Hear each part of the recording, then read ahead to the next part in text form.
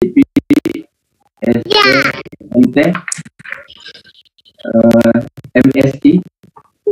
Tempat tugas beliau di LPMP Provinsi Gorontalo, dan beliau adalah seorang pelatih ahli sekolah penggerak dan founder Microsoft Office 365. Juga beliau ini adalah seorang penulis yang karyanya sudah beberapa buku sudah diliris, dan alhamdulillah pada malam hari ini bisa bersua dengan kita di event Gosmart Gorontalo Semangat Belajar Teknologi.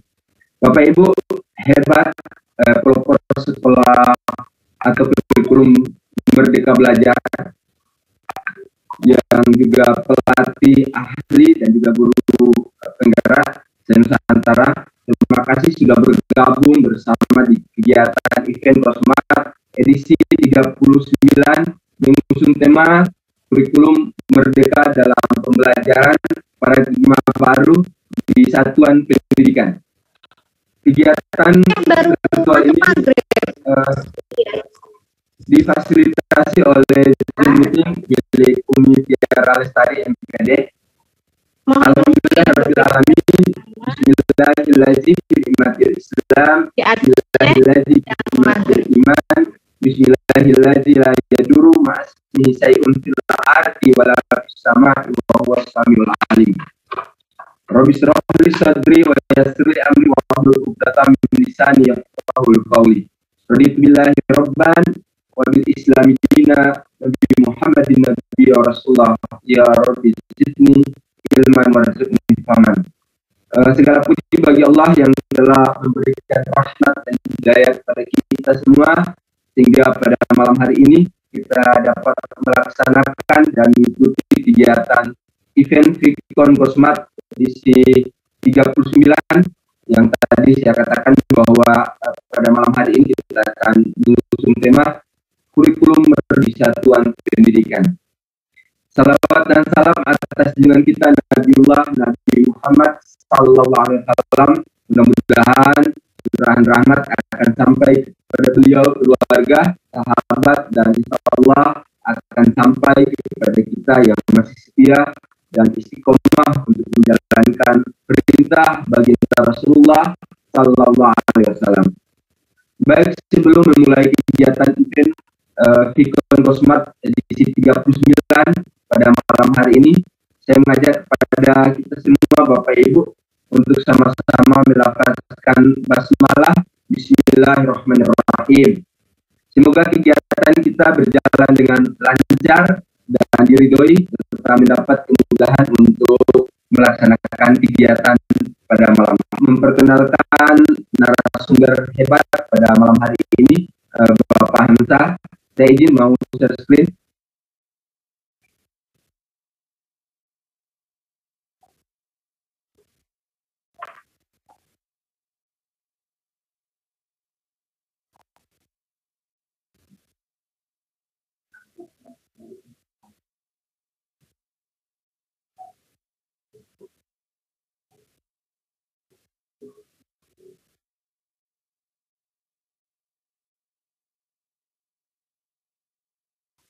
Bisa lihat ini Bapak Ibu?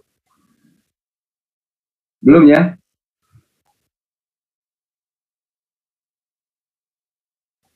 Bapak Ibu bisa lihat ini? Oke, kalau belum saya bacakan ya. Sudah Pak, sudah kelihatan. Oh, bisa kelihatan. Terima kasih. Kurikulum vitae beliau ini riwayat hidup, nama Bapak Hamzah Hipi, ST, MT, MSI, tempat tanggal lahir Gorontalo 19 Februari 1973, pangkat golongan penata tingkat C, alhamdulillah sudah menikah, beragama Islam, dan beliau tinggal di Kota Gorontalo, Kelurahan Ipilo. Pekerjaan ini pelatih ahli penggerak angkatan 1 Kemendikbud. Iya. Kemudian fungsional tertentu di pengembangan teknologi pembelajaran PTP LPMP Provinsi Gorontalo dari tahun 2015 sampai sekarang. Kemudian Ketua Gosmart juga, Ketua Gosmart yang pada malam hari ini menyelenggarakan kegiatan, dan juga beliau adalah dosen luar biasa di beberapa universitas yang ada di Provinsi Gorontalo, di antaranya Vkom Iksan, Timik, Amik, profesional di Panegoro Makassar, luar biasa. Ini sampai di Makassar beliau. Iya. Adapun pendidikan tadi S1 di S1 Institut Teknologi Pengembangan SBY 2013, S2 Universitas Hasanuddin, dan karena beliau adalah 2 gelar magister, maka yang kedua adalah program pascasarjana teknik elektro, ya, teknik komputer, dan menguasai berbagai macam aplikasi. Kursus beliau sudah banyak yang beliau ikuti dan langsung terjun melaksanakan. Dan saya katakan tadi bahwa beliau ini adalah juga seorang penulis jurnal dan buku yang sudah terbit di LPMP. Ada satu buku implementasi model pembelajaran soal gempa tsunami Palu Sigi di Sekolah Darurat Kemendikbud, penerbit JJ Mestro, dan juga ada buku penerapan model pembelajaran, dan sudah beberapa kali untuk mengikuti kegiatan-kegiatan di tingkat nasional. Oke. Itu bagian dari kurikulum kita, narasumber hebat pada malam hari ini. Dan Bapak Ibu,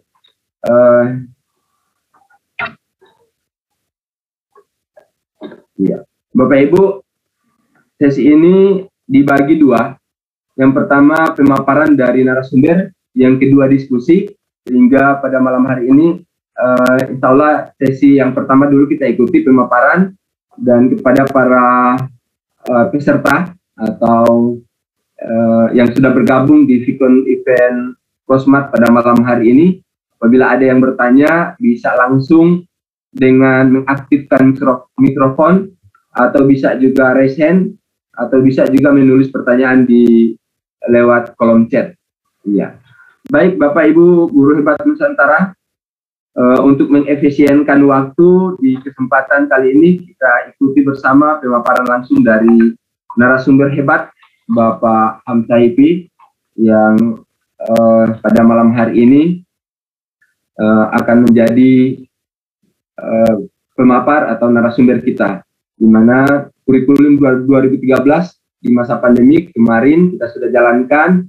Ada juga kurikulum darurat di masa pandemi, kemudian sekarang sudah di launching, sudah beberapa kali di launching, namanya kurikulum Merdeka Belajar.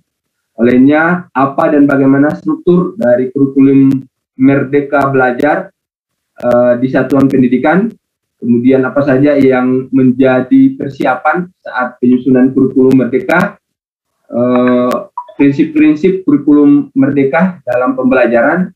Untuk itu, mari sama-sama kita ikuti pemaparan dari narasumber hebat Bapak Hamzah Hipi.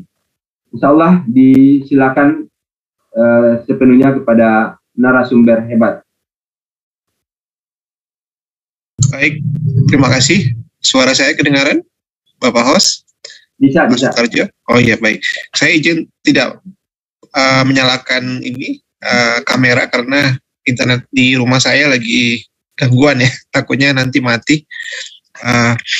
Yang saya hormati Teh Umi Lestari, perwakilan dari Sadar IGI. Yang saya hormati teman-teman panitia Gosmart, yang alhamdulillah pada hari ini kita sudah episode ke-37 ya Pak ya, 38-37 ya Pak Sutarjo ya. 39 Pak. Oh 39 ya. Oh ya maaf 39. Nah ini kita sudah mencapai capaian yang luar biasa. Sebentar lagi sudah 40. Yang saya hormati teman-teman dari Aliansi Sadar IGI. Saya lihat banyak ya, ada yang dari Jawa, ada yang dari Sumatera, Kalimantan, dan teman-teman kepala-kepala sekolah khususnya yang sekolah penggerak dan non penggerak. Di materi hari ini adalah materi yang baru, jadi di mana kurikulum Merdeka ini sudah di-launch oleh Pak Menteri. Jadi Pak Menteri ini men-launch kurikulum Merdeka sesuai episode 15 bersamaan dengan plafon Merdeka Mengajar. Nah, pada masa pandemi COVID-19, krisis pembelajaran yang ada menjadikan pendidikan semakin tertinggal dengan hilangnya pembelajaran learning loss. Nah, ini karena kenapa? Karena meningkatnya kesenjangan pembelajaran antar wilayah dan antar kelompok.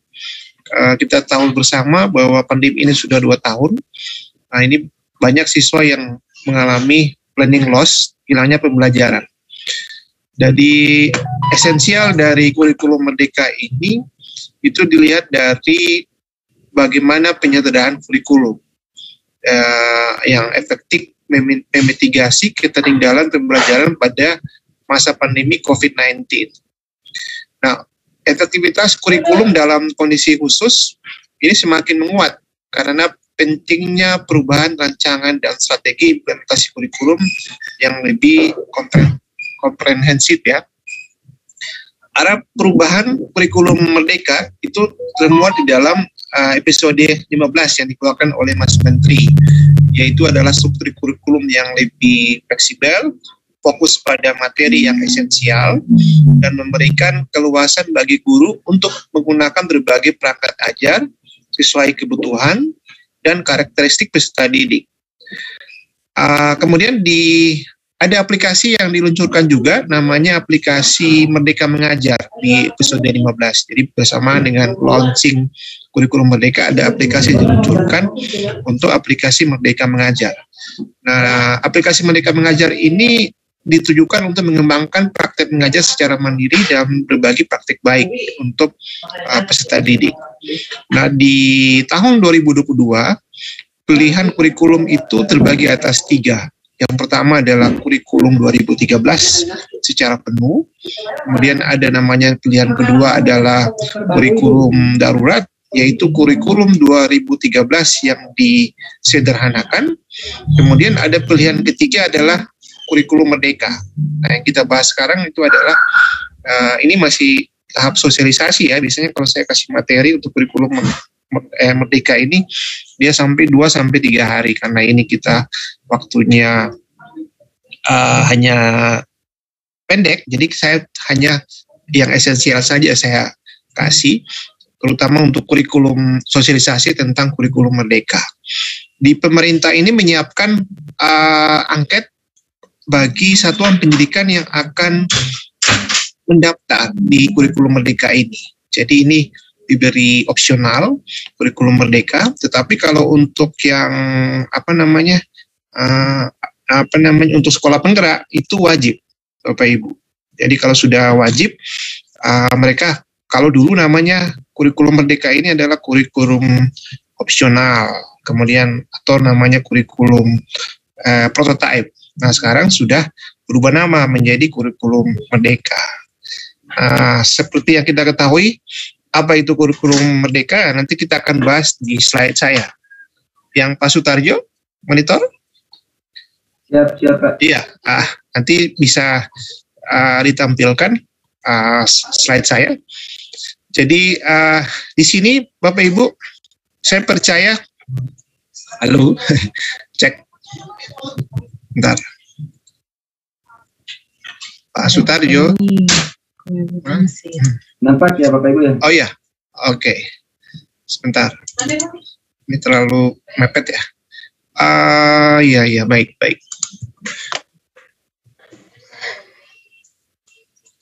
Ya, di sini kita bisa melihat mengenai pengembangan kurikulum profesional.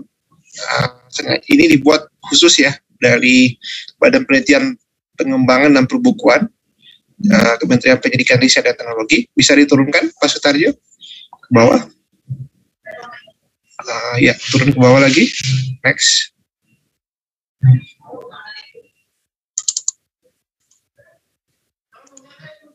Ya, jadi ya cukup Pak. Jadi di sini Bapak Ibu, setiap peserta didik itu adalah anak yang unik. Nah, makanya di sini pendekatan yang dilakukan adalah pendekatan yang holistik, fleksibel, dan fokus pada kompetensi anak. Kunci untuk mengembangkan anak secara maksimal demi cita-cita yang ingin mereka raih. Nah, ini kita bisa lihat di dalam kurikulum Merdeka, di situ ada namanya Proyek Profil Pelajar Pancasila.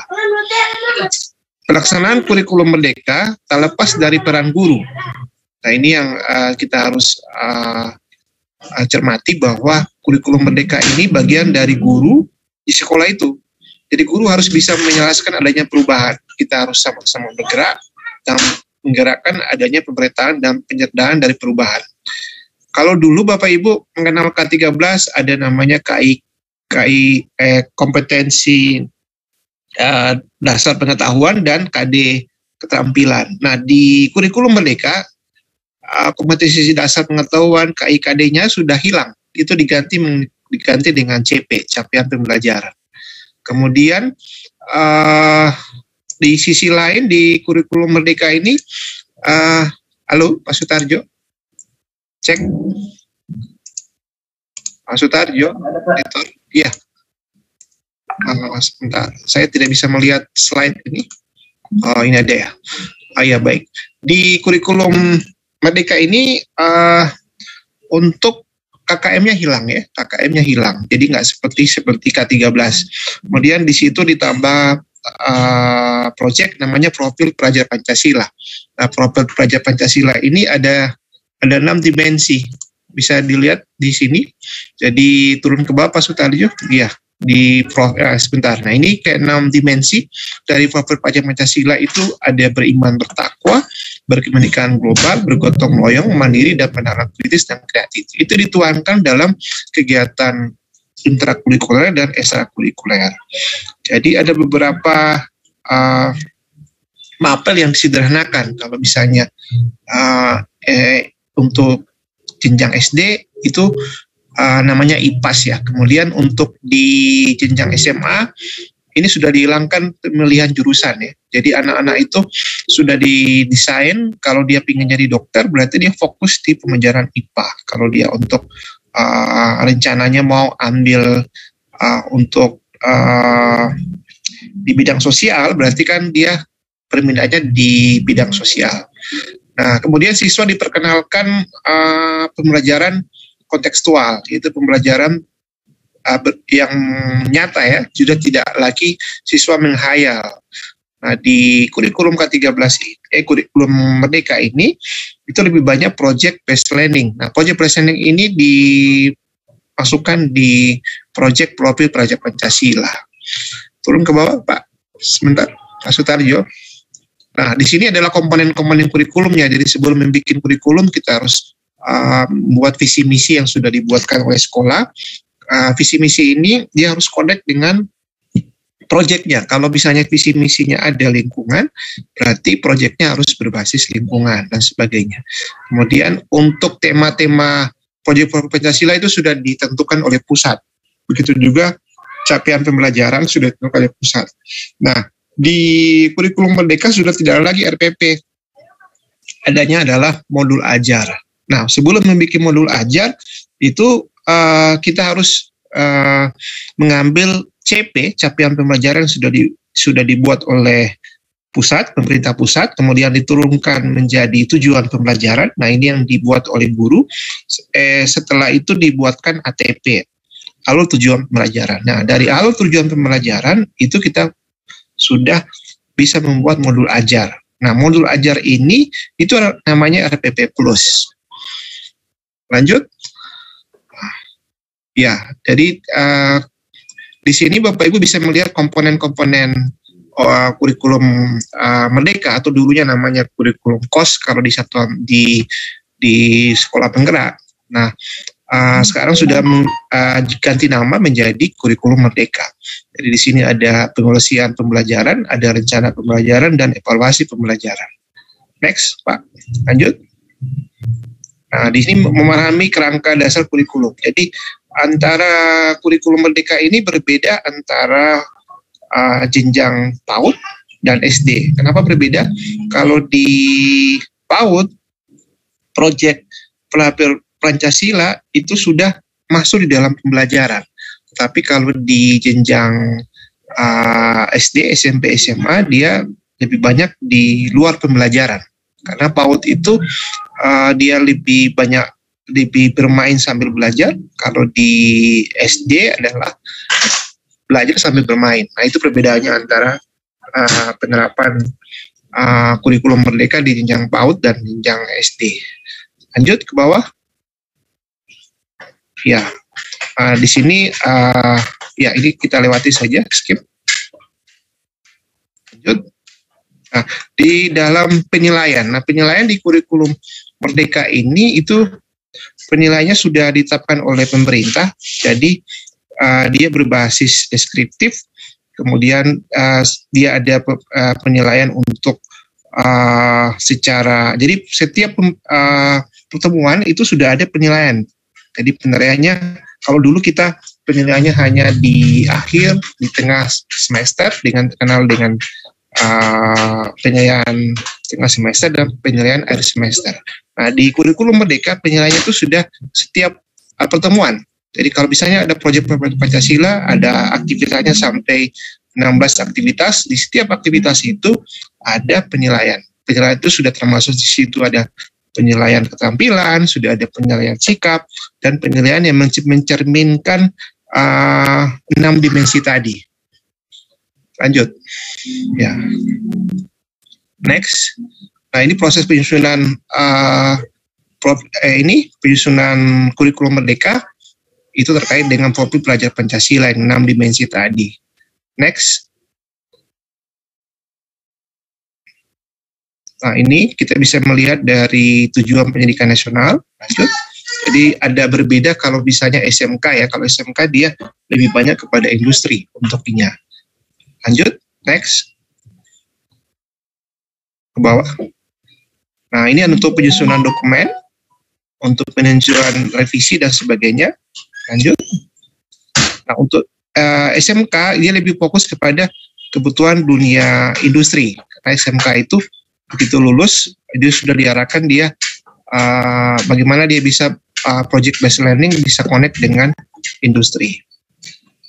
Next. Ya, ini adalah proses berpikir untuk menganalisis karakteristik tujuan SMK. Mungkin Bapak Ibu bisa membaca. Next. Lanjut. Ya, mungkin kita langsung fokus ke implementasi. Nah, mungkin Pak Sutarjo boleh skip ini. Saya akan men-share beberapa proyek yang sudah dilakukan oleh peserta didik terkait dengan profil pelajar Pancasila. Boleh diberhentikan share screen-nya. Saya mau share screen saya. Ya, oke. Nah, di sini Bapak Ibu bisa melihat berbagai macam proyek yang sudah dilakukan oleh peserta didik. Salah satunya yang sudah terkait dengan profil pelajar Pancasila. Ya, kita mulai dari pameran dulu. Jadi ini ada siswa SD yang mereka memilih proyek yang sudah dilakukan. Belum nampak, Pak. Ya, masih OTW ini. Ya, sebentar. Saya tampilkan dulu. Nah, ini. Apakah sudah muncul? Belum, Pak, belum. Belum ya? Ya, kita bisa melihat hasil karya. Bisa kelihatan? Ya. Full screen. Sudah, saya tampilkan full screen. Suaranya keluar. Ini adalah salah satu proyek yang dilakukan oleh SMP 5 Tangerang.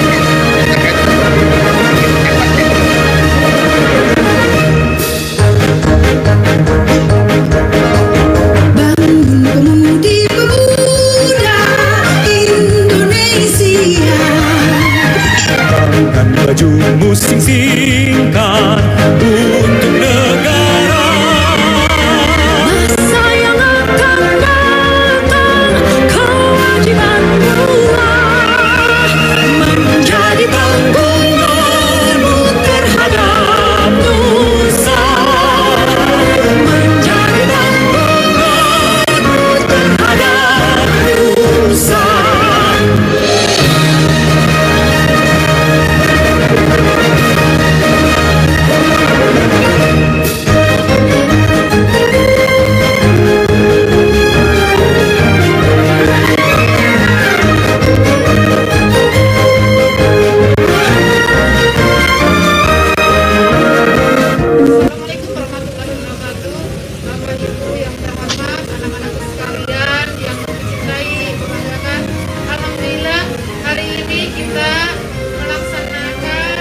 sehat, bikin hebat untuk kita semua, karena kalian dapat membuktikan bahwa kalian memiliki kompetensi yang luar biasa terhadap internet yang kalian kuasai, diantaranya aplikasi-aplikasi yang ada sudah kalian miliki dan kalian pahami. Kurang lurus, pikir tetap jernih, bertingkah laku halus, hai putra negeri, bertingkah laku halus, hai putra negeri.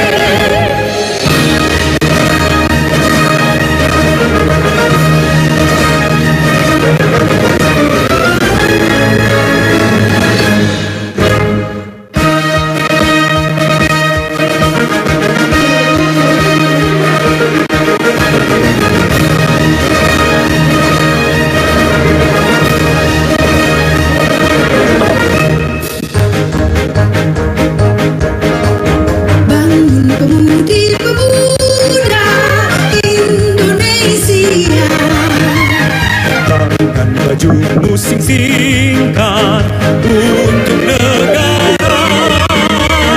masa yang akan datang, kewajiban pula menjadi tanggunganmu terhadap nusa, menjadi tanggunganmu terhadap nusa.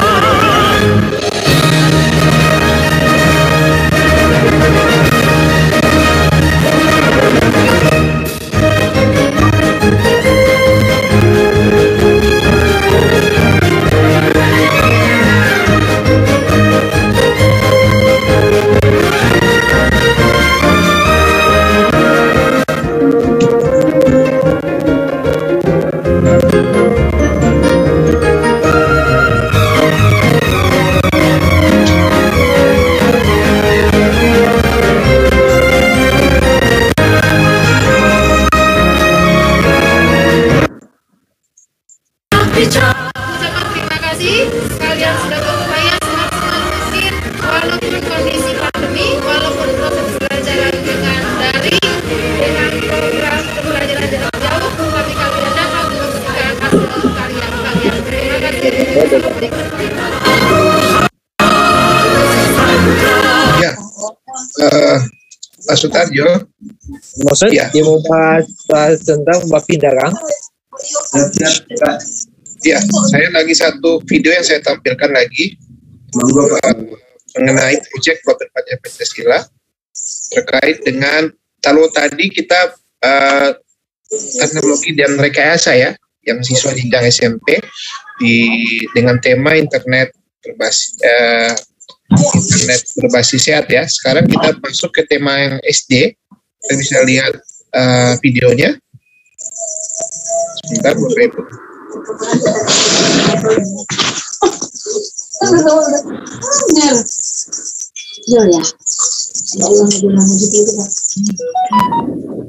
Sutarjo, kelihatan videonya? Belum Pak, belum. Ini udah. Udah? Oke, saya mulai ya.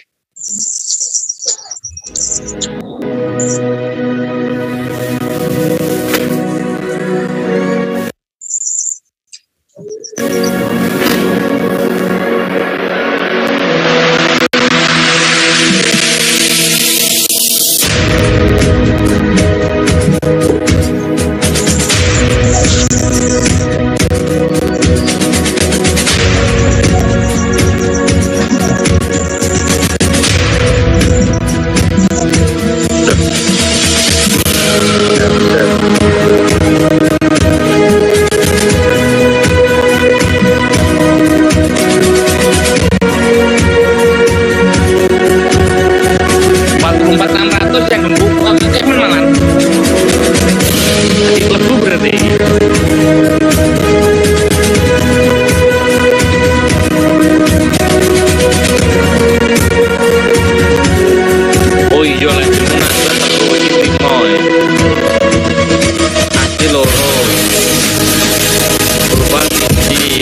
sisi,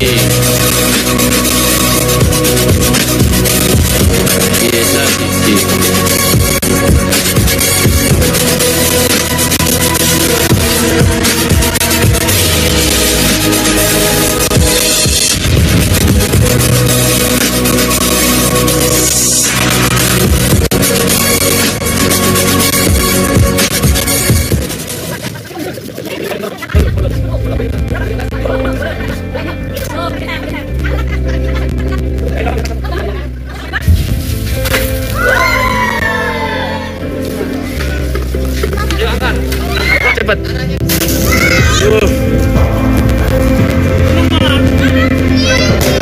Ya gitu ya, cepat. Ya.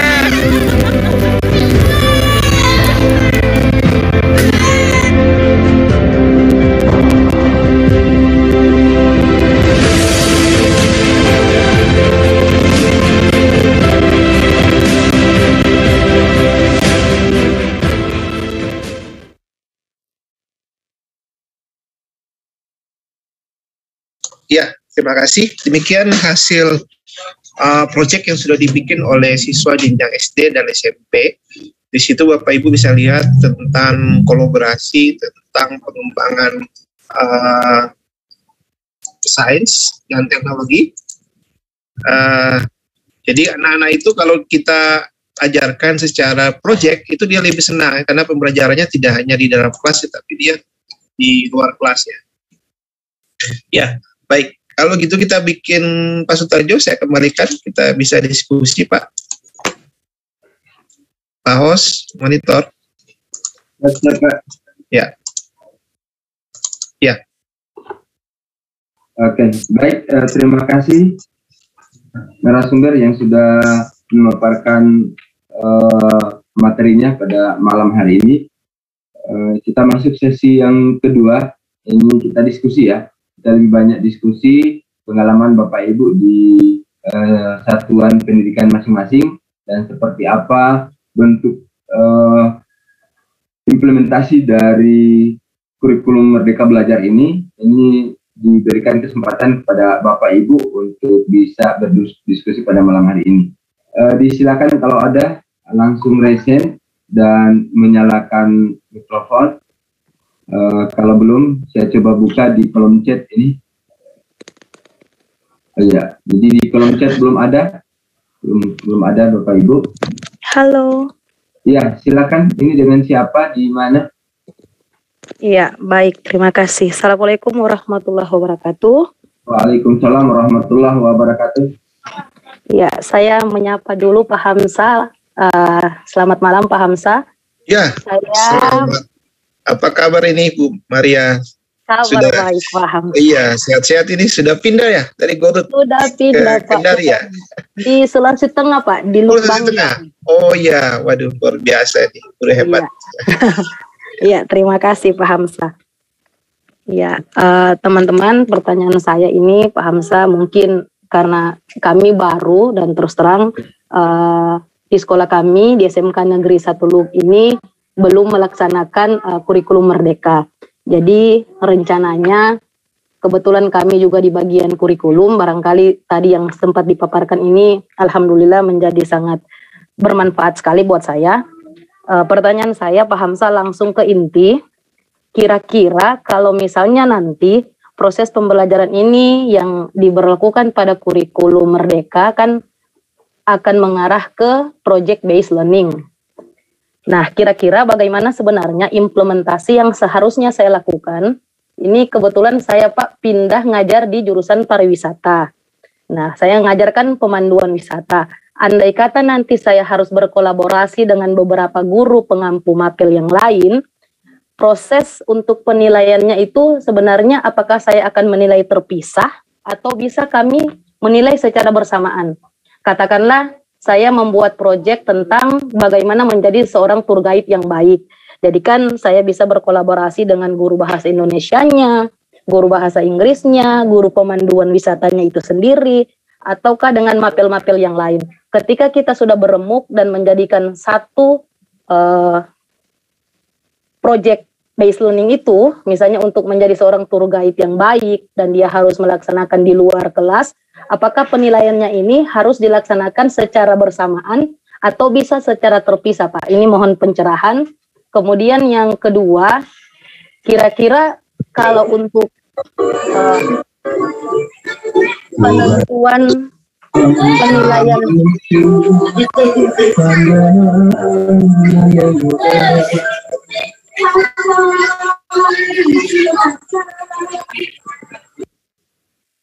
Iya, Saya lanjut Pak. Kalau yang kedua, kira-kira dengan mendiagnosa kemampuan anak, ketika misalnya nanti kami menerapkan model pembelajaran A misalnya, kemudian ini tidak bisa dilakukan kepada anak dengan kemampuan yang berbeda dengan teman-temannya. Apakah dalam satu kali pembelajaran kami bisa melaksanakan beberapa trik atau seharusnya seperti apa Pak? Mohon pencerahannya. Terima kasih Pak Hamzah. Ya, baik. Terima kasih ada Ibu Miss Maria Nida tadi yang sudah bertanya. Saya lihat di sini ada Pak Ridwan Jabar juga sudah raise. Disilakan Pak Ridwan Jabar. Mungkin ada pertanyaan atau memperkuat segmen dari narasumber. Disilakan Pak Ridwan. Ya, terima kasih Pak Sutarjo. Yang pertama senang sekali bisa bergabung bersama Gus Smart.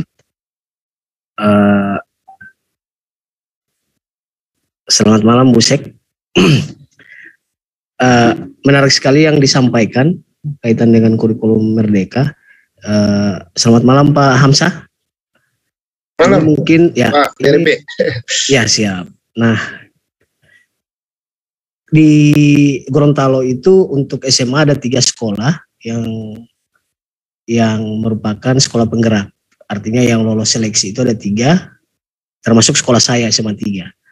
Nah, tadi yang ditampilkan itu adalah pembelajaran proyek yang tema sekolah. Nah, ini kan yang menarik dari yang membedakan dengan K13. Nah, kami sudah melaksanakan, Pak, tetapi ini kan pencapaiannya adalah ke dimensi profil pelajar Pancasila yang ada 6. Nah, dalam penyusunan penilaian itu panduan kami itu keputusan Kepala Baskap terbaru nomor 009 tahun 2022. Nah, ini mungkin cuma permintaan Pak. Kalau dapat mungkin ini juga saya sudah pernah utarakan ke pelatih ahli Pak Bobi. Di keputusan Kepala Baskap itu ada dimensi kreatif. Elemennya ada tetapi sub elemennya tidak ada. Sehingganya ketika dalam penyusunan kita akan menyusun modul sampai ke penilaian itu agak susah karena elemennya tidak ada. Tapi ini sudah ditandatangani. Elemennya ada tetapi sub elemennya yang tidak ada. Nah, di elemen itu kan ada 3 yang kreatif. Elemen menghasilkan gagasan original, menghasilkan karya tindakan yang original, kemudian keluasan berpikir dalam mencari alternatif. Nah, di sub elemen ini yang tidak ada Pak. Hal ini sangat penting bagi kami. Anmut karo Jose terus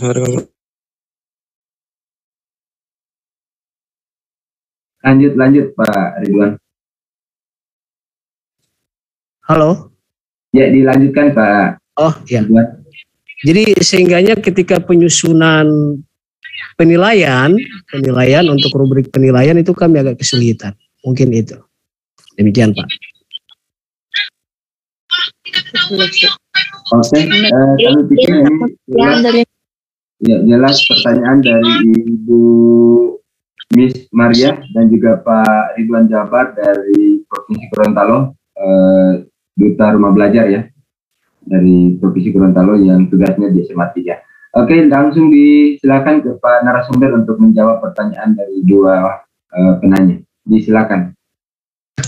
Baik, terima kasih Pak Sutarjo. Saya coba menjawab untuk sahabat saya nih, Bu Mem Maria Ninja Bija ya. Beliau dulu bahasa Inggris ya, SMK. Apakah sekarang masih guru SMK atau sudah SMA? Masih SMK Pak. SMK ya. Oh iya, baik. Jadi pemilihan tema proyek di profil pelajar Pancasila di sekolah penggerak maupun non penggerak, kalau seandainya dia mengambil kurikulum Merdeka, ini sudah ditentukan dari pusat. Jadi ada 7 tema.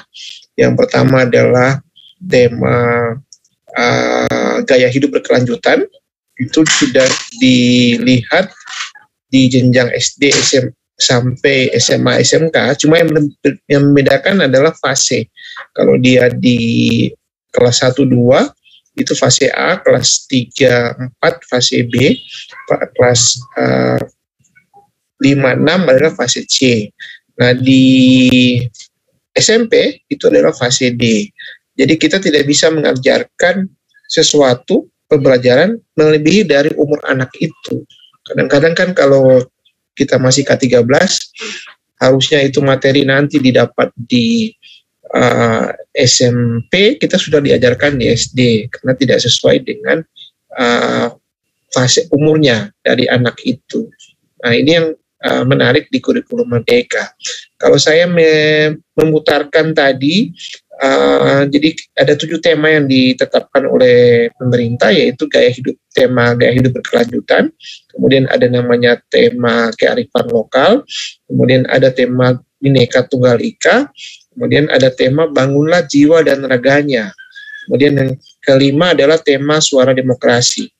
Yang saya kasih lihat tadi tentang roket, itu adalah tema berrekayasa dan berteknologi untuk membangun NKRI. Kemudian subtemanya adalah bagaimana membuat roket dengan roket air. Nah, kalau yang di jenjang SMP, temanya adalah berkreasi dan berteknologi untuk membangun NKRI, tetapi subtemanya adalah internet sehat dan sebagainya. Kemudian ada tema kewirausahaan. Nah, silakan dari tim project Profil Pelajar Pancasila di Satuan Pendidikan memilih tema apa. Nah, kalau di SD itu hanya 2 tema yang dilaksanakan dalam 1 tahun. Dari semester 1 1 tema, kemudian di semester 2 adalah tema yang kedua. Tetapi kalau di jenjang SMP dan SMA dan SMK itu ada 3 tema. Nantinya di 7 tema ini, itu dalam jangka waktu 3 tahun itu akan selesai dilaksanakan oleh sekolah. Jadi seperti itu, kita tidak bisa membuat tema sendiri, tetapi sudah ada tema yang ditentukan oleh kurikulum di Merdeka ini. Kemudian yang dimaksud dengan Pak Ridwan mengenai penilaian ya. Nah, penilaian ini ada sedikit perubahan Pak Ridwan tentang CP. CP-nya sudah berubah dan CP itu sudah ditentukan oleh pusat. Nah, kalau dulu kita di kurikulum Merdeka semua CP kita harus buat. Nah, tetapi dengan adanya revisi CP ini cukup yang esensial saja yang diajarkan ke murid di satuan pendidikan di kelas ya. Karena pertimbangannya begini, tidak sekolah yang ada di kota, sekolah yang ada di 3T pasti berbeda karakteristiknya. Nah, jadi pendekatannya kalau misalnya ada materi yang tidak sesuai dengan karakteristik daerah, nah itu kita hilangkan CP-nya. Jadi cukup hanya 1 saja yang dipilih diajarkan ke peserta didik. Nah, tetapi ketentuan ini baru berlaku untuk semester depan setelah kenaikan kelas. Nah, untuk yang tahun ini masih memakai CP yang lama. Nah, kemudian untuk penilaian itu sekolah diberi kebebasan ya, tidak harus letter looks apa yang ada di yang sudah diterapkan oleh sekolah, tetapi panduannya itu cuma 2, yaitu permen untuk kurikulum, yaitu panduan kurikulum Merdeka ini yang saya sudah bagikan. Kemudian yang kedua adalah panduan penilaian untuk kurikulum Merdeka. Jadi 2 itu yang dipakai untuk bagaimana sekolah untuk melakukan assessment dan sebagainya. Jadi otomatis modul ajar juga berubah. Modul ajar antara sekolah SMA 3 dan modul ajar sekolah yang ada di SMA 1 dan SMA 2 itu berbeda. Karena CP-nya masing-masing dinilai dari karakteristik sekolah. Tapi itu berlaku untuk semester depan. Yang semester ini belum. Ya, demikian dari saya. Terima kasih. Biasa kembalikan ke Pak Sutarjo. Baik, terima kasih. Semoga bisa menjawab pertanyaan dari Pak Ridwan dan juga Ibu Miss Maria Nida tadi. Insyaallah. Saya lihat di sini Pak Sutarjo, Mas ada yang mau ini Pak, konfirmasi? maksud Silakan. saya bukan pertanyaan. Kalau itu saya rasa cukup jelas karena ada dua yang dikeluarkan Pak Hamzah yang terkait yang disampaikan CP itu yang diatur dengan keputusan Kepala Baskap nomor 008 tentang CP. Tetapi ini yang saya ingin konfirmasi Pak, ada keputusan Kepala Baskap nomor 009 tentang dimensi. Ini kayak pembelajaran proyek Pak. Kan ada dua pembelajaran di sekolah penggerak, itu pembelajaran intra dan pembelajaran proyek. Nah untuk intra itu CP-nya itu diatur di 008 Baskap terbaru 2022. Tetapi kalau untuk proyek itu diatur di keputusan Kepala Baskap nomor 009 tahun 2022 tentang dimensi. Nah dari 6 dimensi ini Pak Hamzah, dimensi kreatif elemennya ada tetapi sub elemennya tidak ada. Dan ini sudah ditandatangani dan dicap. Nah ini yang menjadi rancu di kami karena dalam penilaian nantinya proyek yang berbasis tema itu kita akan kesulitan menghubungkan keterkaitan dimensi, sub-elemen sampai pada tujuan fase yang akan kita capai begitu. Nah mulai kesempatan ini mungkin melalui pelatih ahli saya sudah juga sampaikan ke Pak Bobi, mohon ini bisa disampaikan begitu ke direktorat karena memang elemennya, sub-elemennya tidak ada itu. Nah, yang berikut mungkin ada pertanyaan dari Miss Mariani Dabija. Itu kan pembelajaran ada dua, mungkin sekedar menambahkan. Mungkin yang dimaksud oleh Bu Maria itu kan pembelajaran ada dua, satu yang berbasis tema tidak berhubungan dengan CP, kemudian satu yang pembelajaran intra. Nah, mungkin di intra itu bisa ada yang khas dari kurikulum Merdeka yaitu pembelajaran yang yang berkoneksi antar materi. Jadi bisa saja matematika, ekonomi, fisika buat suatu proyek, tetapi basisnya tema mereka menganalisis CP yang berkaitan. Kemudian itu bisa dijadikan satu proyek, tetapi itu bukan proyek tema begitu. Nah, kaitan penilaian bagaimana? Nah, kaitan penilaian itu disesuaikan dengan misal ketika pembuatan tempe, misal proyeknya membuat tahu atau tempe begitu. Nah dari proses pembuatan tempe itu sampai dijual, mungkin kewirausahaan ekonomi bisa menilai, tetapi proses pembuatannya itu biologi bisa menilai begitu. Mungkin itu. Terima kasih. Ya, terima kasih Pak Ridwan sudah mengkonfirmasi. Barangkali masih ada lagi tambahan dari Pak narasumber? Benar. Terkait dengan apa yang sudah dilakukan Pak Ridwan itu benar. Nanti saran saya silakan berkoordinasi dengan pelatih ahlinya. Jadi di sana kan setiap sekolah itu kan sudah ada pelatih ahli. Jadi kalau saya fokus ke jenjang SD, SMP dan TK. Untuk SMA ini sudah ada pelatih ahli yang menangani itu. Nanti beliau yang akan meneruskan apa yang terkait dengan suplemen yang tidak ada ya di panduan itu. Jadi Pak Ridwan tidak usah khawatir, nanti dari pelatih ahlinya akan meneruskan ke, kalau kami itu ada atasannya yaitu ada koordinator pelatih ahli. Nanti dari koordinator pelatih ahli itu akan menyampaikan ke PMPTK Bahasa sebagai yang mewadai kita di Gorontalo. Nanti dari PMPTK Bahasa itu lanjut ke GTK. Demikian saran saya Pak Ridwan.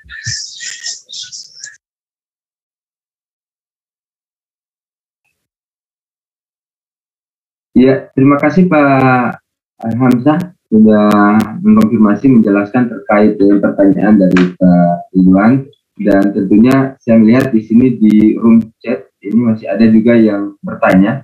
Ya, dari Sauding Gerau ya. Izin bertanya, narasumber, yang pertama dalam penyusunan project test learning kurikulum Merdeka, siapa yang menyusun? Apakah guru atau peserta didik? Yang kedua, berkaitan bila dalam proyek itu perlu dana, bagaimana sumbernya? Mohon pencerahannya. Terima kasih. Dari Sauding Gerau. Ya. Itu dulu mungkin Pak Ketua. Baik. terkait dengan proyek P3 tadi ya, P3 itu ada proyek Profil Pelajar Pancasila, itu anggotanya adalah guru-guru yang ada di sekolah. Tetapi tidak menutup kemungkinan yang tadi saya sudah kasih contoh video yang sudah dilakukan oleh jenjang SD, ini mereka berkolaborasi dengan orang tua. Jadi orang tua itu dimasukkan di tim proyek. Nah, misalnya ada koordinator proyek ini adalah kalau dia berhubungan dengan tema rekayasa dan teknologi, berarti harus ada guru TIK di sana. Kemudian juga karena dia ada kaitan dengan roket ini kan ada unsur fisikanya kan, ada karena melihat dari zat airnya, kemudian udara dan sebagainya, berarti kita masukin guru IPA dan sebagainya. Jadi berbagai mapel itu masuk di dalam satu tim, Pak. Jadi tidak berdiri sendiri. Nah, di sini juga kita masukin juga BK, bimbingan konseling. Nah, kalau BK ini sangat berperan di sini untuk bagaimana membantu tim proyek itu. Kemudian peran orang tua, karena orang tua kalau di saya di jenjang SMP, sebelum kita melaksanakan proyek itu harus ada sosialisasi kepada komite sekolah bahwa sekolah akan melaksanakan proyek Profil Pelajar Pancasila dengan tema kewirausahaan atau kemudian suatu suara demokrasi, dan orang tua mohon dukungannya. Nah, ini sangat menarik karena kalau kita siapa tahu di orang tua itu ada yang pintar IT, nah dia bisa masih masuk di tim proyek itu. Kemudian dari masalah pendanaan, kalau di sekolah penggerak itu mendapatkan bantuan namanya bos kinerja. Nah, bos kinerja ini kalau untuk jenjang SD dia lebih di atas daripada sekolah model dan sekolah rujukan. Kalau SD itu mendapatkan dana 75 juta, kemudian yang SMP mendapatkan dana 100 juta, kemudian SMA mendapatkan dana 125 juta. Saya tidak tahu jenjang SMK karena kami tidak mengenai jenjang SMK. Demikian Pak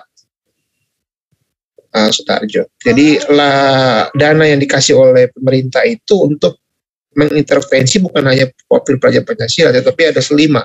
Yang pertama adalah pendampingan asimetris dan simetris, kemudian ada pengembangan sumber daya manusia, jadi sekolah bisa melaksanakan IAT, workshop, dan sebagainya. Kemudian yang ketiga adalah perencanaan berbasis data.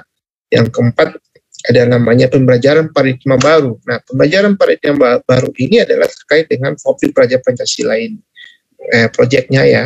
Kemudian yang terakhir adalah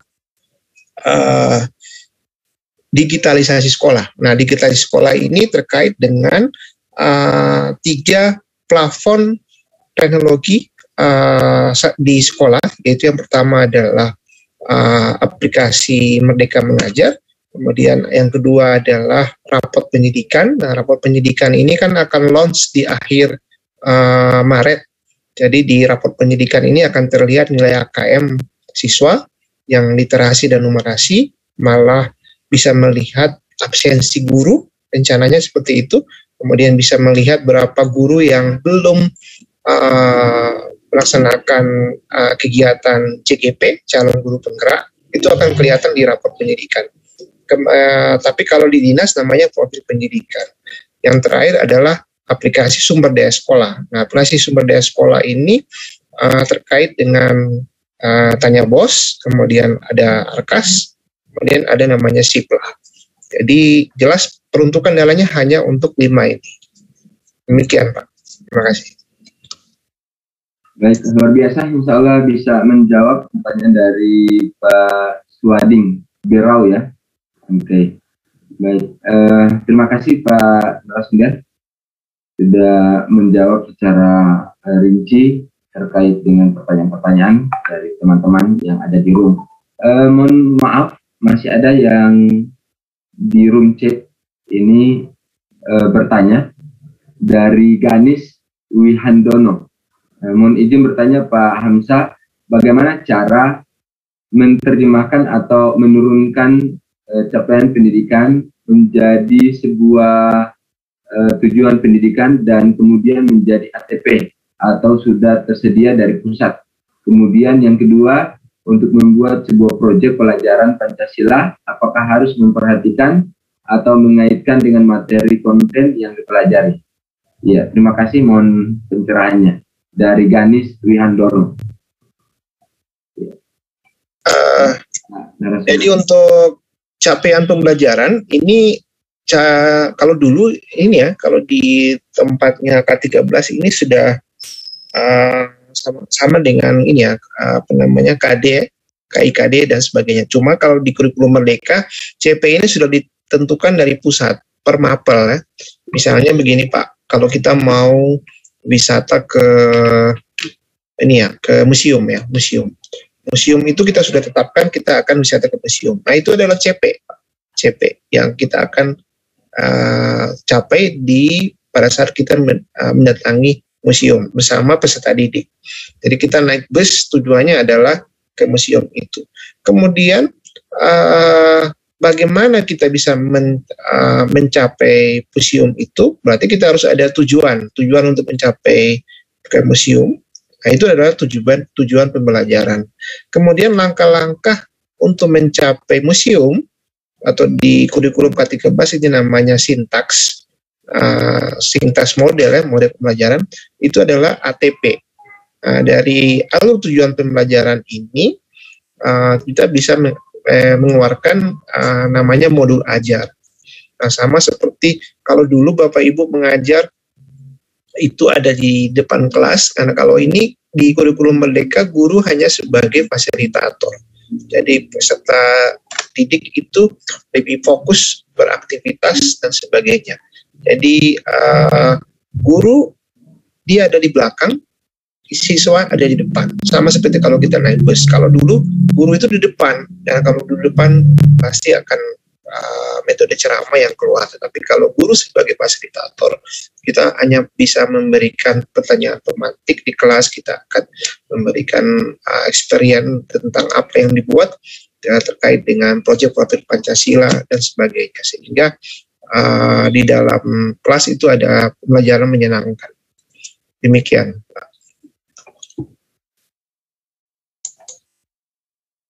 Ya, baik, luar biasa. Terima kasih untuk jawaban dari Pak narasumber. Ini terkait dengan pertanyaan-pertanyaan dari teman-teman yang ada di room ini.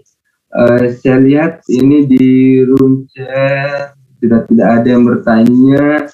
Ada yang raise hand? Iya, kami masih berikan kesempatan. Raise hand. Ya, silakan Kamarudin, Pantai. Oh ya, makasih banyak Pak. Ya, assalamualaikum warahmatullahi wabarakatuh. Waalaikumsalam warahmatullahi wabarakatuh. Dari mana? Ya, jadi tentang kurikulum Merdeka ini Pak, kami jujur saja masih baru, cuma menjadi sesuatu yang sangat penting bagi saya karena baru beberapa hari yang lalu mendaftarkan SMA Negeri 1 Bantaeng sebagai sekolah yang mendaftar kurikulum Merdeka. Cuma saya lihat memang kan batas terakhir tanggal 31 Maret dan belum tahu seperti apa nanti ke depannya karena saya juga ini baru mendaftar sebagai calon guru penggerak, tapi kan baru sementara tahap 1. Jadi mungkin informasi-informasi seperti apa nanti kurikulum Merdeka ini dan pembedaannya dengan sekolah penggerak seperti tadi yang sudah banyak disampaikan oleh bapak-bapak yang sudah lebih awal, itu menjadi sesuatu yang penting untuk kami ketahui seperti apa nanti ini kurikulum Merdeka ketika ini untuk tahun ajaran baru itu sudah ditetapkan sekolah kami sebagai sekolah sasaran untuk kurikulum Merdeka Pak. Ya. Mohon pencerahannya Pak, itu saja. Ya, assalamualaikum.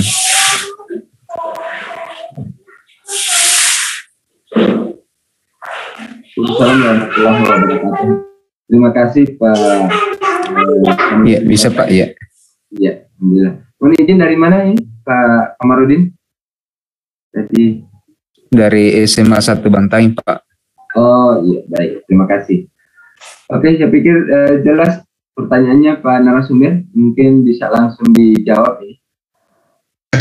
Baik, emang benar Pak, pemerintah sekarang bagi yang sekolah yang non penggerak itu didorong untuk memilih sekali lagi memilih opsional, apakah masih memakai K13, kemudian apakah masih memakai kurikulum darurat.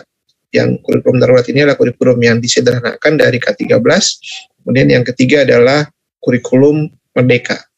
Kedepan di tahun 2024 semua satuan pendidikan itu hanya satu memakai kurikulum, yaitu kurikulum merdeka. Jadi suka dengan tidak suka, mau dengan tidak, kita akan menuju ke sana. Nah, di tahun 2022 ini bagi sekolah yang mau itu disuruh mendaftar. Jadi saran saya setelah Bapak mendaftar, kalau nggak salah di Bantaeng kan ada sekolah penggerak Pak. Jadi kalau boleh Bapak bersama kepala sekolah dan beberapa perwakilan guru, Bapak silakan studi tiru ke sekolah penggerak yang sudah melaksanakan kurikulum merdeka. Karena mereka sudah menjalani 1 semester, 6 bulan.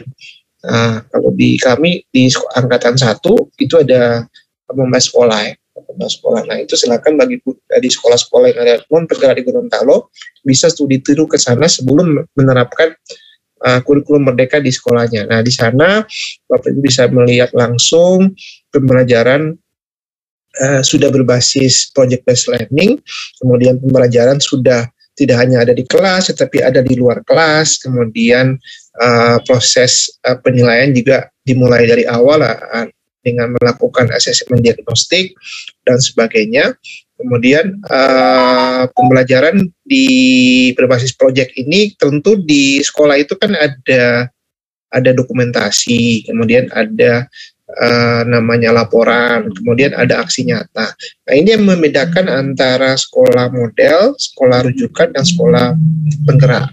Nah kalau misalnya sekolah model dan sekolah rujukan itu hanya terkait dalam laporan, begitu pelaporan kegiatan sudah dibuat, kemudian dibikin pelaporan, udah selesai urusan setelah diperiksa oleh inspektorat dan sebagainya. Tapi kalau di sekolah penggerak yang melaksanakan kurikulum merdeka ini tidak hanya laporan, tetapi di situ wajib ada fotonya, wajib ada videonya, wajib ada aksi nyatanya, kemudian wajib ada laporan, dan terakhir adalah ada karya yang harus dilihat.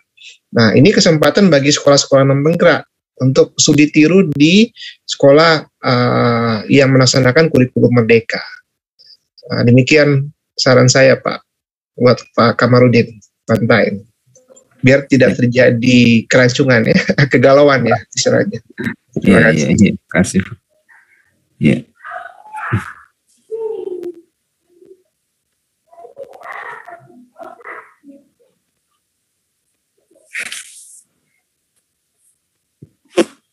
Ya, ada satu lagi yang menarik di sekolah yang sudah melaksanakan kurikulum merdeka. Ini sekolah sudah sekolahnya sudah menjadi sekolah yang menggunakan paperless. Jadi semua UTS, semua UAS yang sekarang lagi UTS ya, itu sekolah binaan saya, khususnya SMP 10 dan SMP 1 dan SD, ujian UTS-nya sudah tidak pakai kertas lagi, karena sudah melaksanakan digitalisasi sekolah. Ya. Demikian Pak, terima kasih. Iya, siap Pak. Ya. Iya, terima kasih. Ya silakan Bapak Ibu yang masih ingin diskusi langsung dengan narasumber kita. Kebetulan hostnya lagi ada sedikit gangguan di device. Silakan Bapak Ibu yang ingin bertanya langsung boleh langsung raise hand, dan yang tidak ingin bertanya secara langsung boleh menuliskan pertanyaan di kolom chat. Waktu kita masih panjang Bapak Ibu, silakan.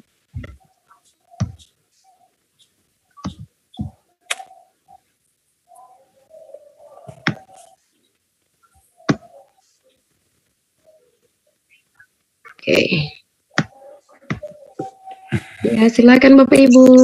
Bu Merlina ada di kolom chat, Ibu Cap dari Recording stopped. Iya. Dari Muhammadiyah, MTS Muhammadiyah ada bertanya tuh. Oh iya, silakan Bu Kep. Di kolom chat bisa dibacakan dari MTS Muhammadiyah Kota Gorontalo. Dari MA Muhammadiyah Beliau Pak. Bisa dibacakan chatnya. Sebentar saya cek dulu, saya belum ketemu ini chatnya.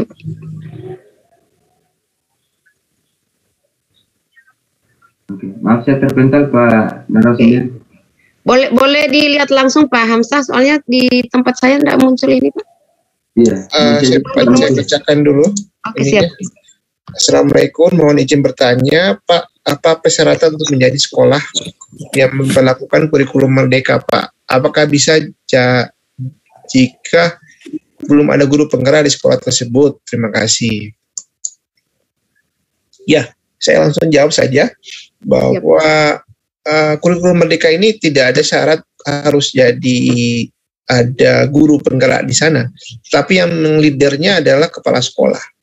Ya, jadi kalau kepala sekolah sudah komitmen untuk melaksanakan kurikulum merdeka, maka otomatis regulasinya itu akan datang. Maksudnya bantuan pemerintah akan datang di sekolah itu. Tidak hanya dari sisi buku ini akan disupport karena sekarang kan sudah launching aplikasi Merdeka Mengajar. Nah di situ sudah ada namanya buku guru, buku siswa dan modul ajar dan sebagainya itu akan disupport oleh pemerintah. Jadi kalau beda ya antara CGP dengan kurikulum merdeka dan sekolah penggerak. Kalau CGP itu proses peningkatan kompetensi dari guru untuk karirnya. Misalnya dia mau diberikan jadi calon kepala sekolah, dia mau diberikan dengan calon pengawas. Nah, dia harus mengikuti calon guru penggerak. Nah, calon guru penggerak ini kalau dulu dia sampai 9 bulan, nah sekarang sudah turun menjadi 6 bulan. Nah, kedepannya CGP ini akan menjadi leader di sekolah. Misalnya kalau ada permintaan narasumber dan sebagainya, dia akan bisa berbagi praktik baik dan bisa berbagi di antara komunitas. Nah di kurikulum merdeka ini kepala sekolah itu sekali lagi bukan sebagai mover artinya untuk bergerak, tetapi dia menjadi penggerak yang ada di sekolah itu. Ya seperti itu. Demikian dari saya.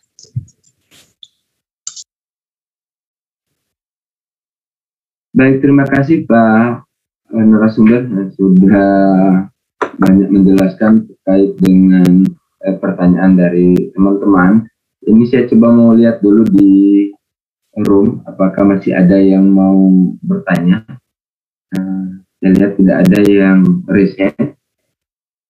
Sekiranya masih ada yang butuh penjelasan atau terkait dengan materi. Nah, ini ada pertanyaan dari Siti Juraini. Apakah ini berlaku juga untuk madrasah? Iya. Siti Juraini. Ini ada di kolom chat pertanyaannya. Iya, benar. Kalau episode Recording in progress. Episode Merdeka seri 15 ini dikhususkan untuk yang sekolah yang ini ya ke Kementerian Pendidikan ya, Kemdikbudristek ya. Nah, untuk yang sekolah madrasah biasanya menyesuaikan ya. Saya belum, karena beda direktorat ya. Nanti bisa ditanyakan langsung ke kalau di provinsi namanya Kanwil ya, Kanwil Kemenak. Kalau di Dinas Kota, di Kemenak Kota. Nantinya akan mengarah ke sana, karena kan di Kemdikbud jelas acuannya di tahun 2024 semua sekolah itu sudah memakai kurikulum 2024, kurikulum merdeka ya. Ya, demikian Pak. Terima kasih. Ya, terima kasih.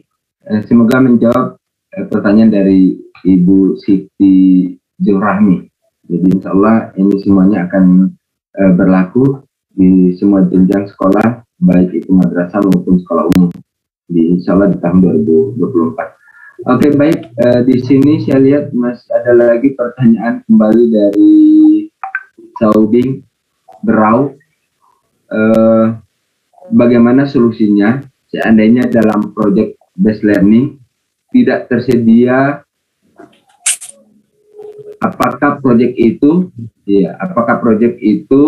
bisa diganti sesuai dengan kondisi satuan pendidikan? Iya, mohon pencerahannya. Ya, baik. Saya beri contoh di sekolah binaan saya. Saya menangani sekolah TK ya. Di TK ini unik ya, karena dia harus melaksanakan dengan CP ini ya. Kalau di TK ini dia CP pondasi, mulai dari dasar. Nah, di sana ada yang dilaksanakan proyek-proyek Pancasila, tetapi pendekatannya STEAM. Nah, saya tekankan pendekatan STEAM tidak harus dalam bentuk alat peraga dan sebagainya, tetapi di sini saya menekankan bagaimana kita memakai media sederhana namanya Lostpad. Nah, Lostpad itu adalah mengoptimalkan barang-barang bekas yang ada di sekolah. Jadi anak itu kalau dikasih tugas, kita sesuai dengan minat dan bakat anak. Misalnya kalau misalnya anak itu suka menggambar, ya kita bikinkan dia tugas untuk membuat gambar sesuai dengan keinginannya dia.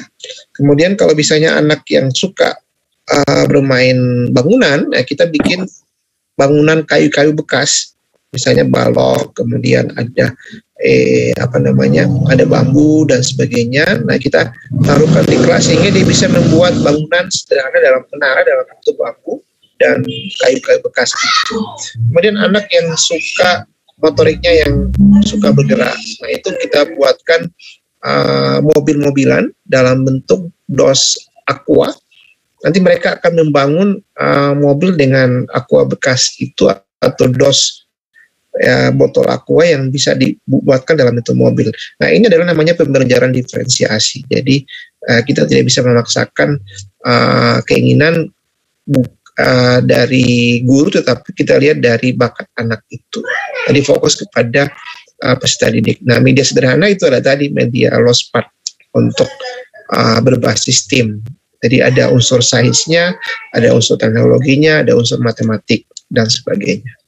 Sehingga project based learning tidak harus yang mewah-mewah, kita ambil yang di sekitar kita. Yang menarik misalnya di TK saya ini kalau dia ada pembelajaran menggambar, misalnya menggambar daun, itu saya suruh ke gurunya untuk mengambil daun yang ada di luar kelas. Nah, seperti bentuk struktur daun mangga, kemudian pohon atau apa, saya suruh taruh ke buku gambar anak itu, kemudian dia menggambar bentuk tekstur yang ada di daun itu. Nah, makanya saya pada saat saya masih TK dulu, itu yang saya tahu menggambar cuma 2, yaitu gambar gunung, jalan, dan sawah. Nah, itu yang diajarin oleh guru saya di TK. Sehingga saya kalau suruh gambar daun, saya tidak bisa, karena tidak pernah diajarkan di TK. Nah, saat-saat ini anak itu sudah dimulai dari fase fondasi tadi, dia harus pembelajaran kontekstual. Kalau dia daun, ya kita ambilkan daun, kemudian dia menggambar struktur daun itu di buku gambar, sehingga dia bisa ada sentuhan langsung di sentuhan alam. Ya, kalau dia menyentuh daun, sensornya di motorik yang ada di jalan, di tangan itu jalan. Oh, ini daun itu seperti ini rasanya. Kalau saya gambar, bentuknya seperti ini. Jadi tidak menghayal lagi. Demikian, Pak Os. Iya. Baik, luar biasa jawaban dari Pak narasumber. Ini langsung ke contoh-contoh yang konkret yang dialami oleh peserta didik itu sendiri. Oke, baik Bapak Ibu, sebelum saya lanjutkan, diinformasikan bahwa 10 menit lagi insya Allah link absensi akan kami share di room chat, dan insya Allah bisa berpartisipasi untuk mengisi absensi. Yang berikut kami lihat ini masih ada yang bertanya, Pak.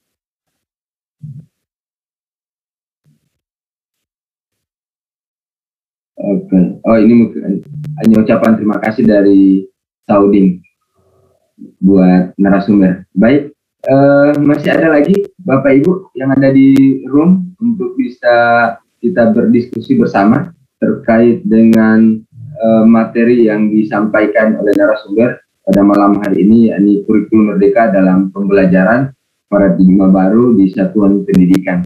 Mungkin di sekolah Bapak Ibu, apakah sudah ada yang melaksanakan dan bagaimana sistemnya, implementasinya, atau juga ada yang belum bertanya-tanya seperti apa kurikulum Merdeka Belajar.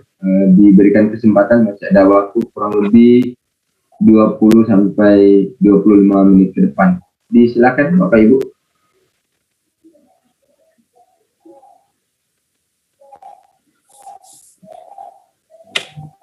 Ya.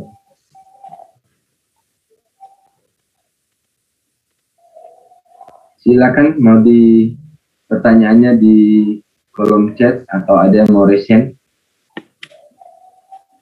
atau langsung mengaktifkan mikrofon.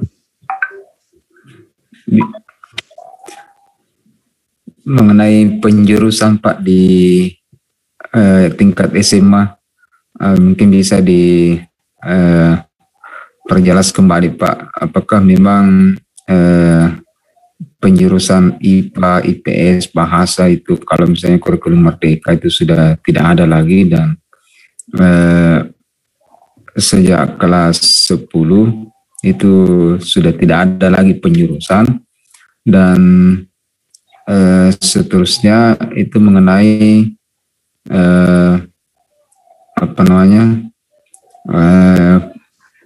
jam pembelajaran bagi guru misalnya yang selama ini itu kan harus 24 jam dalam satu pekan. Apakah misalnya nanti memang pada saat kurikulum merdeka ini dilaksanakan itu ada memang sesuatu yang baru seperti itu, dan itu memang lebih simpel, lebih memudahkan guru daripada kurikulum darurat atau kurikulum K13 selama ini. Ya, baik Pak. Di sini mungkin kita bisa berbagi praktek baik karena saya tidak menangani sekolah SMA ya. Saya lebih fokus ke sekolah SMP, SD, dan TK. Di sini ada rekan saya dari Kosmat, Pak Ridwan Jabar. Bisa berbagi bagaimana di sekolah penggerak Pak Ridwan Jabar tentang penjurusannya. Oke, kami melihat di sini masih ada Pak Ridwan Jabar, bisa share informasi terkait dengan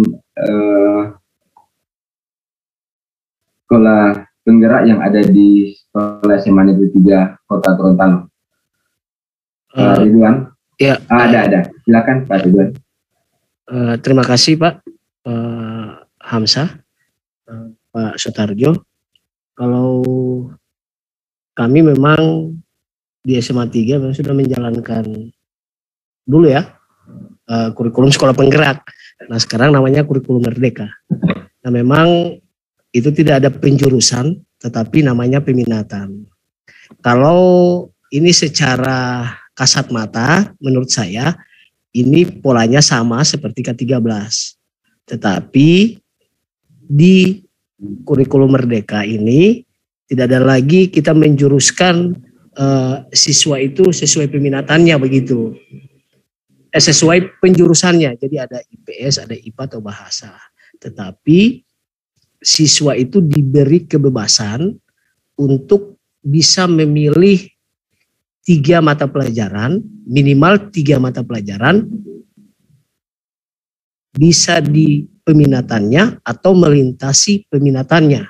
Jadi misal si A itu bercita-cita, jadi gini, di awal siswa kelas 10 masuk itu, siswa itu sudah harus ada profil belajar. Nah profil belajar itu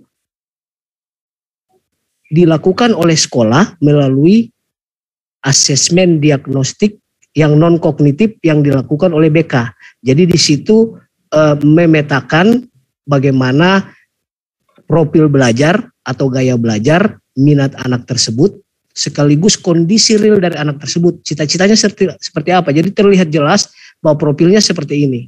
Nanti untuk peminatannya salah satu kriteria itu adalah profil belajar, kemudian rekomendasi dari BK dan hasil penilaian. Nah, misal si A itu suka cita-citanya ingin jadi dokter. Berarti nantinya dia di kelas 11 dia akan memilih 3 mata pelajaran yang berhubungan dengan cita-citanya begitu. Jadi bisa dia memilih kimia dan biologi, tapi dia juga bisa memilih fisika atau melintasi peminatannya begitu. Bisa saja dia memilih sosiologi begitu. Jadi tidak ada lagi penjurusan tetapi peminatan. Mungkin seperti itu Pak pemahaman saya. Mungkin bisa diluruskan Pak Hamzah. Terima kasih.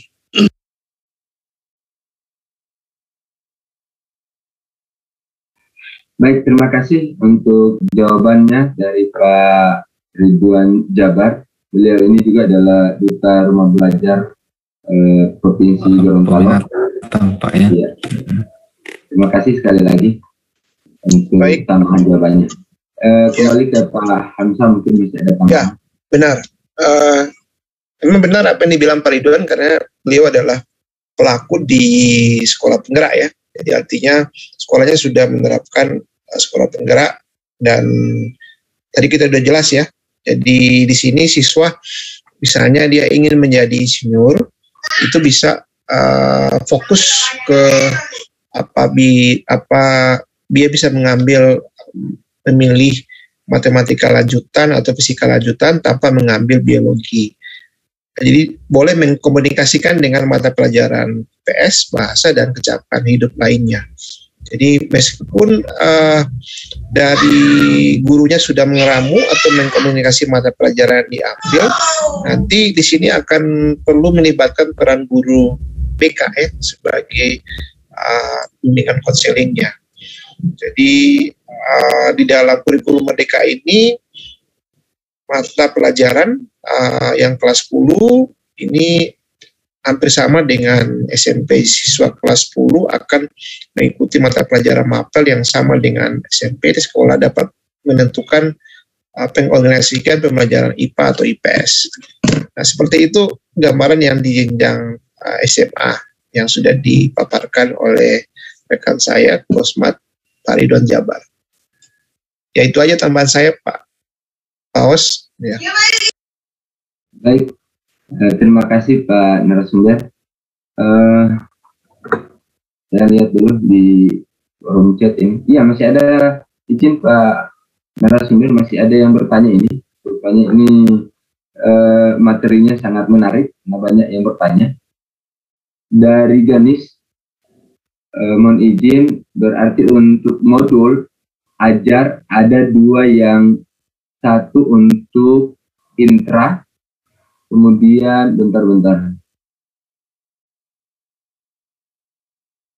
Yang satu untuk intra dan satu untuk co-curricular project. Apakah lari-lari nih, mohon maaf.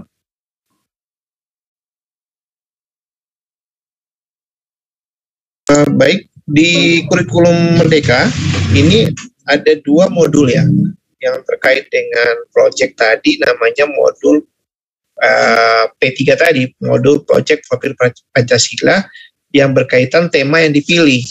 Nah, kalau di sekolah jenjang saya itu untuk yang SMP ya, dia memilih 3 tema. Yang pertama dia memilih tema suara demokrasi, kemudian yang kedua adalah kewirausahaan, kemudian yang ketiga adalah kebinekaan. Nah, berarti dalam 3 tema ini dia membuat 3 modul project Profil Pancasila, modul project istilahnya. Kemudian di mapel pelajaran itu wajib membuat modul ajar. Nah, modul ajar kita ambil dari CP tadi, dari CP kita turunkan menjadi tujuan pembelajaran dan ATP. Jadi di sekolah itu ada 2 modul yang dibuat, Pak. Demikian. Ya, jelas ya untuk yang penanya tadi di kolom chat, Ibu Ganis. Jadi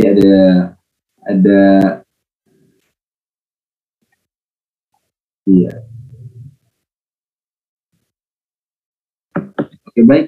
Saya lanjutkan lagi, masih ada yang bertanya dari Ibu Siti Jumilati. Pak Hamzah, dalam proses penyusunan kurikulum operasional yang di satuan pendidikan secara umum, salah satunya adalah menganalisis konteks karakteristik satuan pendidikan. Mohon penjelasan lebih lanjut mungkin dengan contoh agar mudah dirumuskan dalam redaksi kalimat. Iya, mungkin sudah masuk di redaksi kalimat ini Pak narasumber. Bisa diulangi pertanyaannya tadi? Baik. Dari Ibu Siti Jumilati, dalam proses penyusunan kurikulum operasional di satuan pendidikan secara umum, salah satunya adalah menganalisis konteks karakteristik satuan pendidikan. Iya. Mohon penjelasan lebih lanjut, mungkin dengan contoh agar mudah dipahami dalam bentuk kalimat redaksi. Baik, di kurikulum Merdeka ini kan sama-sama launch dengan aplikasi Merdeka Mengajar. Nah, sebelum pembelajaran mulai, itu sudah ada asesmen dulu, namanya asesmen diagnostik.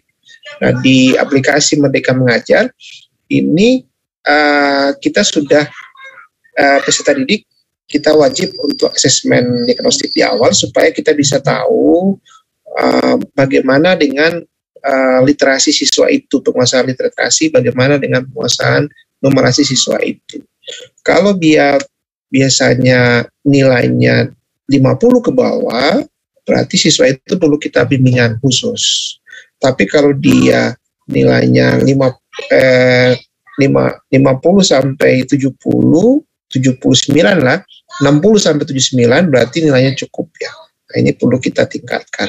Nah, kalau misalnya siswa itu pada saat asesmen diagnostik nilainya di atas dari 80, berarti ini akan kita siapkan untuk siswa yang mengikuti olimpiade atau dengan lomba-lomba O2SN dan sebagainya. Kalau dulu kan tidak, kita mengajar di guru K13, kita tidak tahu apakah siswa ini sudah paham atau sudah belum paham, atau sudah paham sekali. Jadi kita samaratakan. Nah, kalau di kurikulum Merdeka ini kita petakan dulu di awal asesmen diagnostik. Nah, begitu juga kalau ada siswa baru masuk, nah ini kita tidak serta-merta mereka bisa masuk kelas, harus melewati asesmen diagnostik ini. Karena kita jangan sampai yang kita sudah buat, kita sudah atur di kelas, ini bisa mengganggu dengan siswa baru ini. Jadi dia harus melewati asesmen diagnostik. Iya, seperti itu perbedaannya Pak antara kurikulum Merdeka dan K13. Kemudian yang peran dari guru PAID itu tidak perlu khawatir. Pastikan di setiap proyek itu kan diperlukan penyerahan sikap. Nah, penyerahan sikap itu diperlukan dari guru-guru PAID peran. Jadi bagaimana memasukkan, kan di proyek itu kan ada profil pelajar Pancasila kan ada 6 dimensi. Nah, tidak semua dimensi itu wajib masuk, cukup 3 sampai 4 dimensi. Misalnya nilai gotong royongnya gimana, nilai kreatifnya bagaimana. Yang bisa tahu itu adalah guru-guru BK dan guru-guru PAID. Dan sebagai apresiasi dari pemerintah, yang memegang proyek ini, koordinator proyek itu mendapatkan 2 JP untuk sertifikasi. Nah, 2 JP ini kalau dia ada 10 rombel, berarti Bapak Ibu sudah bisa mendapatkan 10 JP untuk bisa diklaim untuk sertifikasi guru. Jadi Bapak Ibu nggak pusing-pusing lagi mencari JP di sekolah lain, di sekolah sendiri sudah ada terkait dengan proyek ini. Demikian Pak.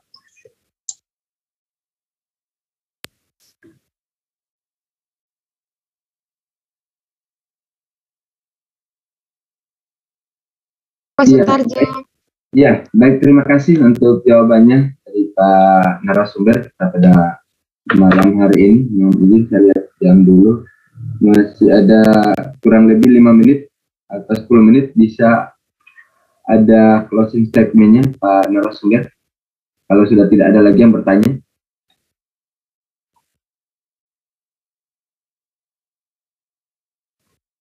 Oh ya, baik. Mohon izin sebelum... Lama Pak Sutarjo. Masih ada ya? Masih ada ya? Iya, oke, mohon maaf. Di kolom chat ini masih ada yang Ini Pak Ridwan ini menjelaskan ya. Pak Ridwan ini menjelaskan ya, Pak Ridwan ya. Mohon maaf. Tadi ada pertanyaan kaitan analisis konteks, Pak. Iya. Pada penyusunan KOS, kurikulum operasional sekolah, begitu. Kalau tidak salah Bu Siti Jumilati. Ya. Masih ada pertanyaan di room chat, Pak. Iya. Dari Pak Suhardi. Ya. Mungkin dari ini dulu ya, saya Pak Suhardi dulu ya, Pak Suhardi ya. Assalamualaikum, saya dari SMA 1 Aceh Barat. Terima kasih sudah bergabung Pak Suhardi.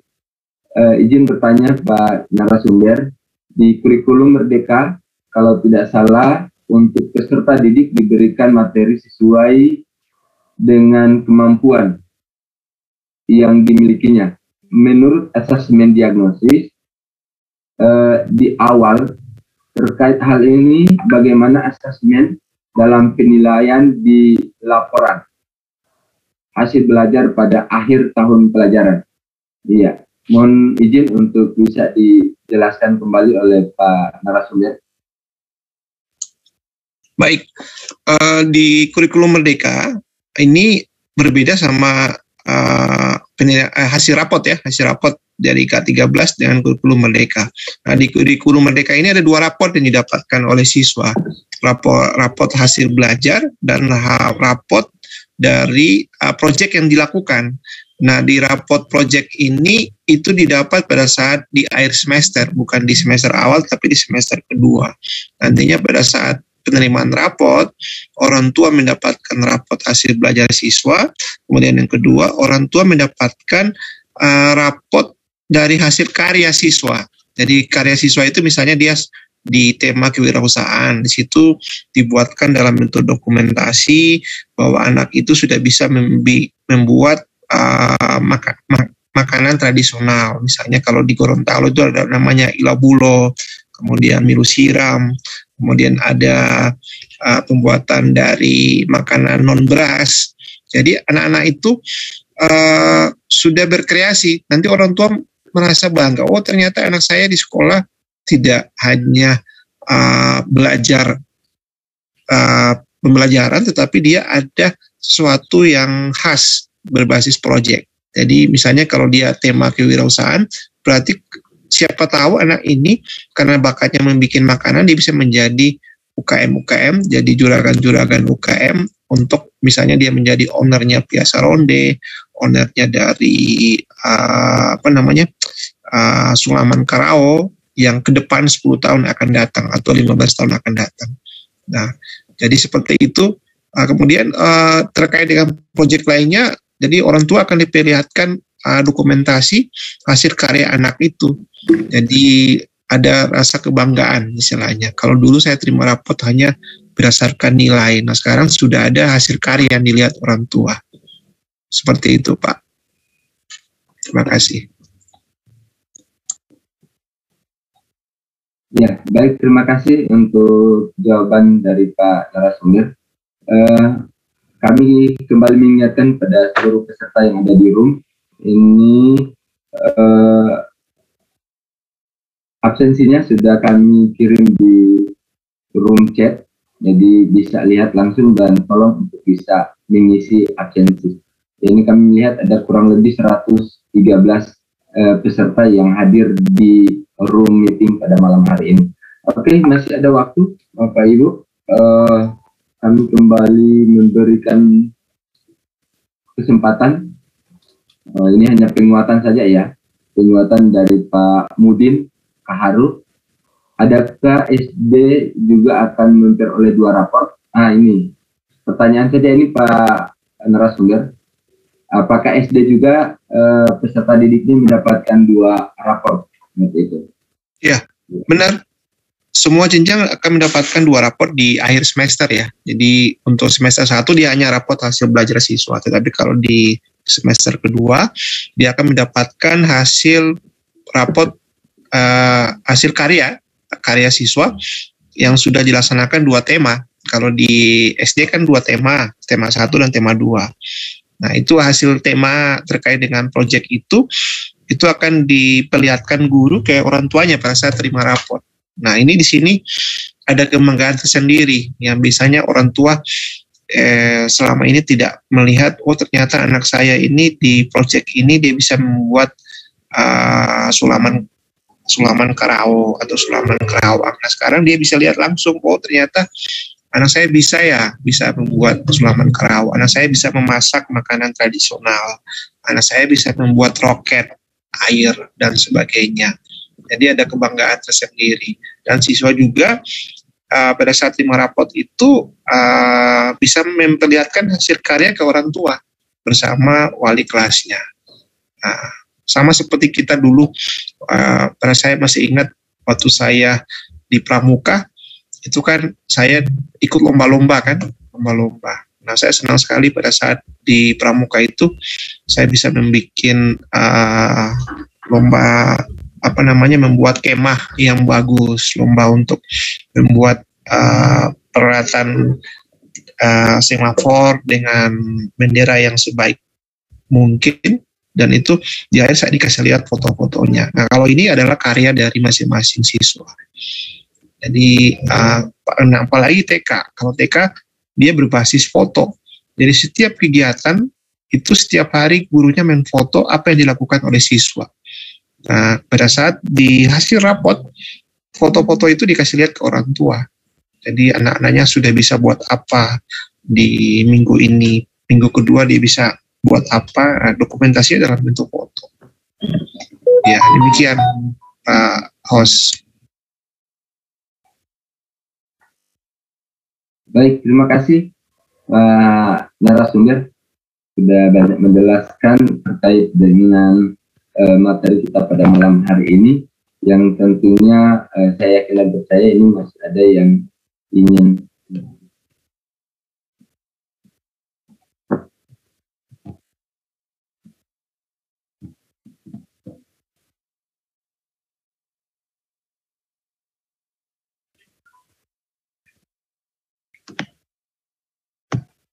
Halo Pak Sutarjo. Iya, maaf, berarti ini bisa kedengarannya. Suaranya putus Pak. Iya, bisa ini. Oke, silakan. Halo, maaf, iya. Terima kasih untuk teman-teman. Ini mohon maaf, Ibu Herlina masih ada waktu ya, atau sudah kita close? Oke, mungkin satu pertanyaan lagi bagi yang raise hand Pak, silakan. Oh, baik. Saya cek dulu kalau ada yang raise hand. Silakan Bapak Ibu kalau ada yang mau raise hand. Saya cek di sini.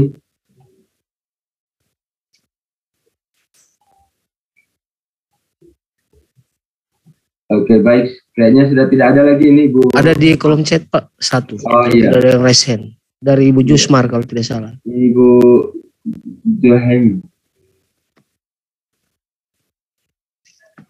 Silakan Bapak Ibu. Ini ada dari Ibu Siti Juraini. Selamat malam Bapak. Selamat malam Bapak. Oh ya. Baik. Silakan Pak. Baik. Pak Hamzah, sangat senang sekali bisa menyimak ya apa yang sudah dilakukan banyak guru, gerakan-gerakan yang sudah dilakukan terkait dengan Merdeka Belajar. Ada hal yang menarik Pak sebetulnya yang mungkin saya harus bertanya dengan Bapak tentang paperless tadi, ya, paperless education ya. Karena saya punya pengalaman menarik untuk paperless education itu sejak tahun 2001 2002 lah. 2002. Karena pada saat itu kami secara lembaga punya kerjasama dengan pemerintah Jerman, ada 4 perguruan tinggi yang mendukung itu, tapi saya tidak melihat perguruan tingginya. Tapi seperti apa paperless education itu yang ada di Penggerak, saya ingin tahu banyak Pak. Mungkin itu juga menjadi pemahaman baru buat rekan-rekan guru semua gitu kan yang ada di Zoom ini. Silahkan Pak Hamzah. Oke, baik. Terima kasih Pak Hadi, Pak Hadi. Pak Hadi. Terima kasih sudah memberikan support, penguatan kepada narasumber. Mungkin ada yang ingin ditanggapi Pak narasumber? Silakan. Baik, di Sekolah Penggerak ini ada dari 5 intervensi yang wajib yang dilaksanakan sekolah, salah satunya adalah digitalisasi sekolah. Nah, di digitalisasi sekolah ini ada 3 plafon teknologi sekolah yang harus dilaksanakan. Yang pertama adalah aplikasi Merdeka Mengajar. Kemudian yang kedua adalah aplikasi sumber daya sekolah, yaitu adalah untuk tanya bos, kemudian ada Sipla, Arkas, dan sebagainya. Yang terakhir adalah rapor pendidikan.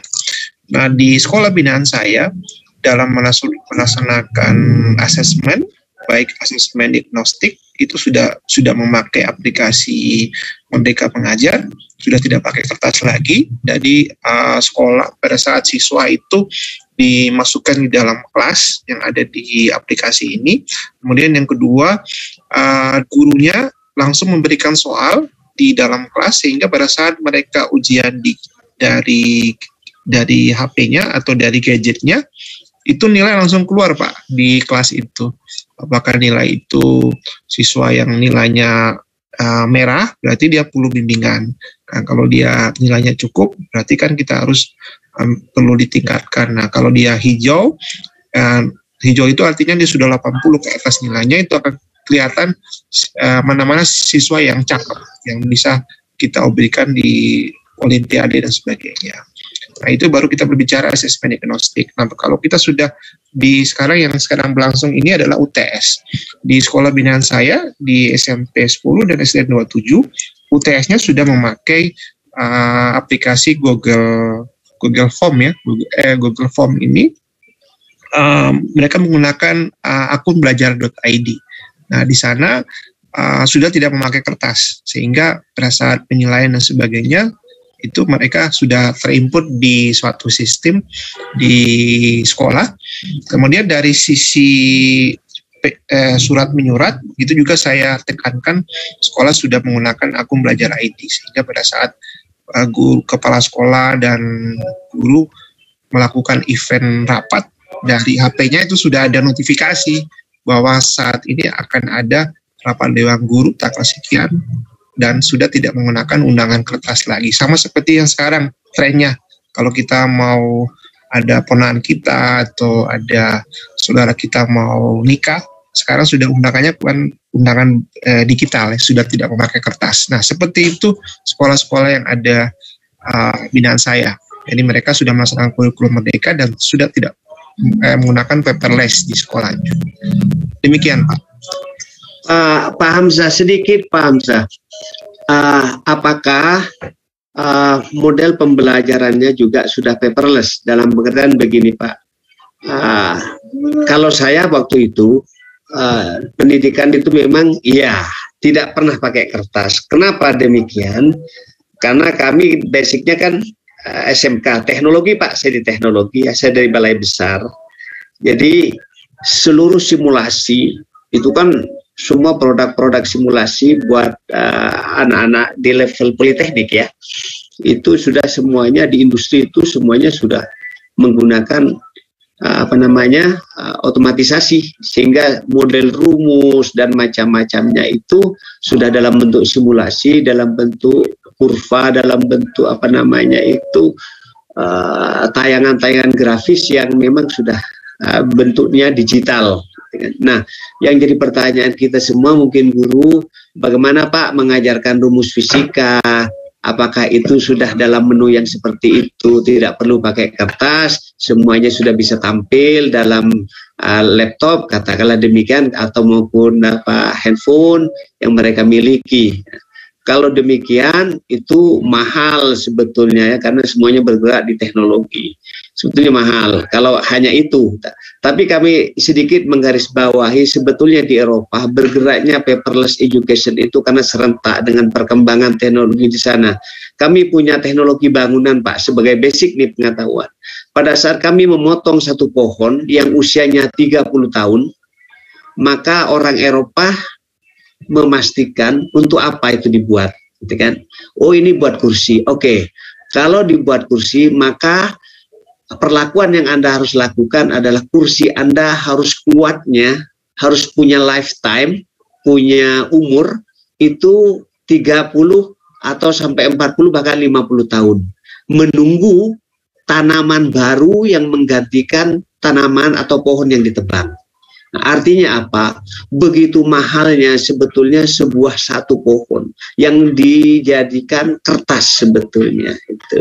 Sehingga Eropa itu sangat berpikir keras untuk itu. Akhirnya sampai ke desain-desain teknologinya sehingga masuk ke sistem pembelajarannya. Itu kalau di Eropa. Tapi itu sebagai penguat saja bahwa kita harus punya pengetahuan bahwa satu batang pohon pun itu punya nilai yang puluhan tahun dan investasinya cukup besar, sehingga kita sedikit paham bahwa orang Eropa mengembangkan paperless education itu sangat holistik. Jadi bukan hanya karena hadirnya satu kurikulum, tapi menjadi kajian yang holistik. Sehingga kayak STEM tadi saya tertarik karena saya juga sudah mengembangkan STEM tahun 2017 dan sudah UI waktu itu dan beberapa perguruan tinggi itu gaget sudah menyelenggarakan. Iya, kami itu di pengembangan. Jadi pada saat guru butuh, kami sudah siapkan diklatnya. Kebutuhannya untuk guru itu apa? Sehingga kami buktikan waktu itu kita berikan anggaran gitu kepada sebuah sekolah dan kita menyebar ke beberapa wilayah di Indonesia dan membuktikan waktu itu itulah STEM dengan pelibatan anak dan guru dan integrasi beberapa mapel cukup bagus. Tapi saya kan tidak bisa cerita banyak, tapi harapan besar negeri ini dengan kehadiran kurikulum baru ini seperti yang sudah disajikan Pak Hamzah cukup menarik sehingga menjadi motivasi besar ke depan. Saya kira itu Pak Hamzah, terima kasih banyak atas kesempatannya. Ya, baik Bapak. Terima kasih sudah menambahkan pencerahan bagi kami. Jadi memang jenjang SMK ini lebih mengarah kepada industrialisasi Pak ya, industri ya. Ya, dan pengembangan STEM-nya. Luar biasa Pak. Oke. Pak Hamzah, sekaligus perkenalan suatu saat bisa ketemu, insyaallah. Amin. Baik Bapak. Iya, baik, terima kasih Pak Hadi tadi sudah memberikan penguatan juga terkait dengan apa yang menjadi pengalaman beliau di dalam proses pembelajaran dan juga memberikan ilustrasi luar biasa. Terima kasih. Bapak Ibu guru hebat yang sama berbahagia, kami yakin dan percaya ini masih banyak yang bertanya.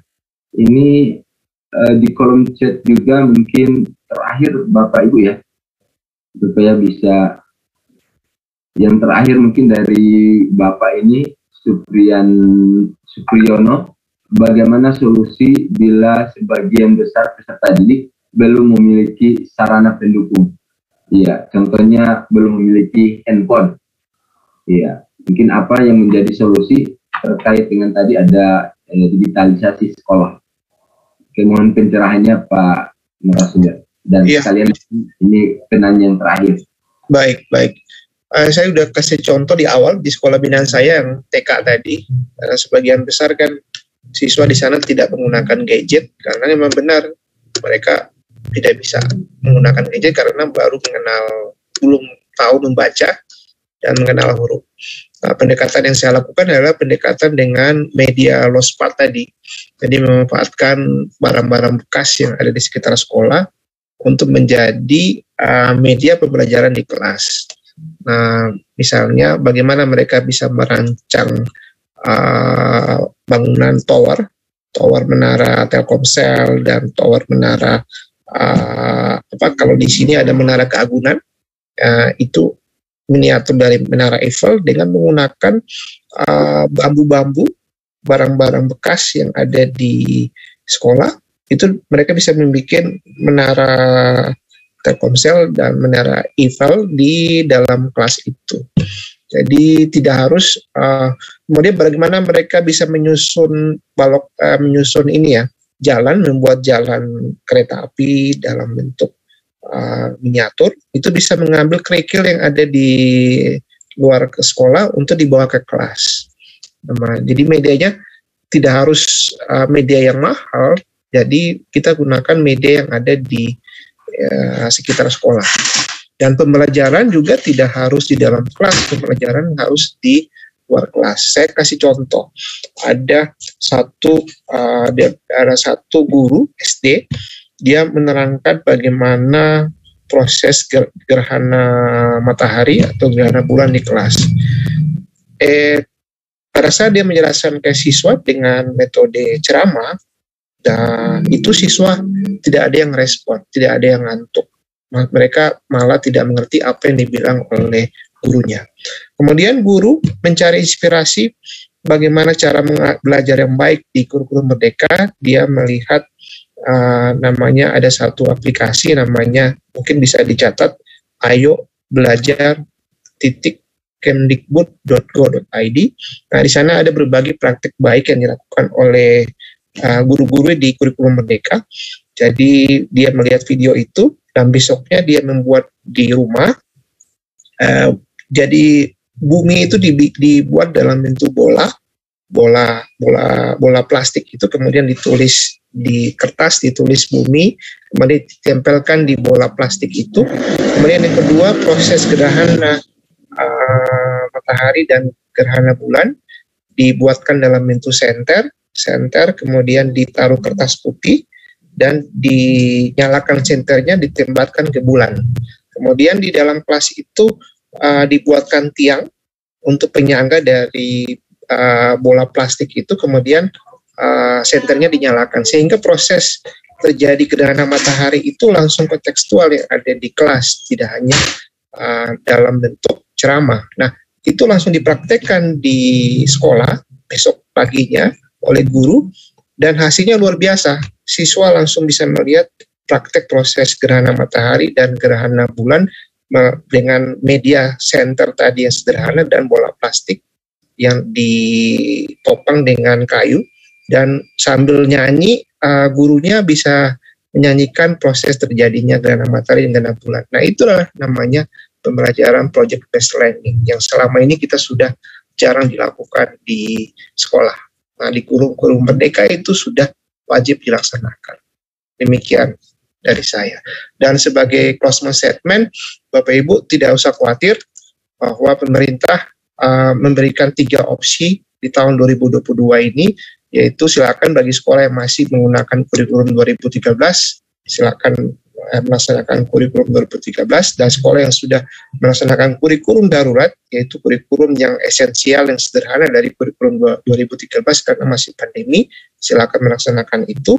Kemudian bagi yang mau bergabung di kurikulum Merdeka, nah sekarang diberi kesempatan untuk mendaftar. Nah, saat ini saya sebagai pelatih ahli memberikan sosialisasi atau gambaran seperti inilah kurikulum Merdeka yang sudah dilaksanakan oleh sekolah penggerak selama 1 semester di awal. Dan Bapak Ibu pada saat sudah melaksanakan, saran saya silakan studi tiru kepada sekolah penggerak yang ada di kabupaten terdekat Bapak Ibu, sehingga bisa melihat secara langsung apa yang sudah dilakukan oleh guru di dalam proses pembelajaran paradigma baru di kelas, dan sudah bagaimana kepala sekolah dalam menyusun dokumen KOS, dokumen kurikulum Merdeka, bagaimana guru dalam membuat modul proyeknya, proyek profil Pancasila dan modul ajar. Seperti itu dari saya, Pak. Dan saya mohon maaf jika materi saya memang singkat karena ini hanya sosialisasi untuk kurikulum Merdeka dalam penerapan pembelajaran paradigma baru. Demikian dari saya, mudah-mudahan materi ini bisa bermanfaat bagi Bapak Ibu yang akan menerapkan kurikulum Merdeka. Assalamualaikum warahmatullahi wabarakatuh. Waalaikumsalam warahmatullahi wabarakatuh. Luar biasa, terima kasih untuk penjelasannya dari Bapak narasumber hebat pada malam hari ini. Saya pikir ini sudah sangat jelas dan luar biasa juga antusias dari para peserta yang ada di room meeting ini. Dengan berakhirnya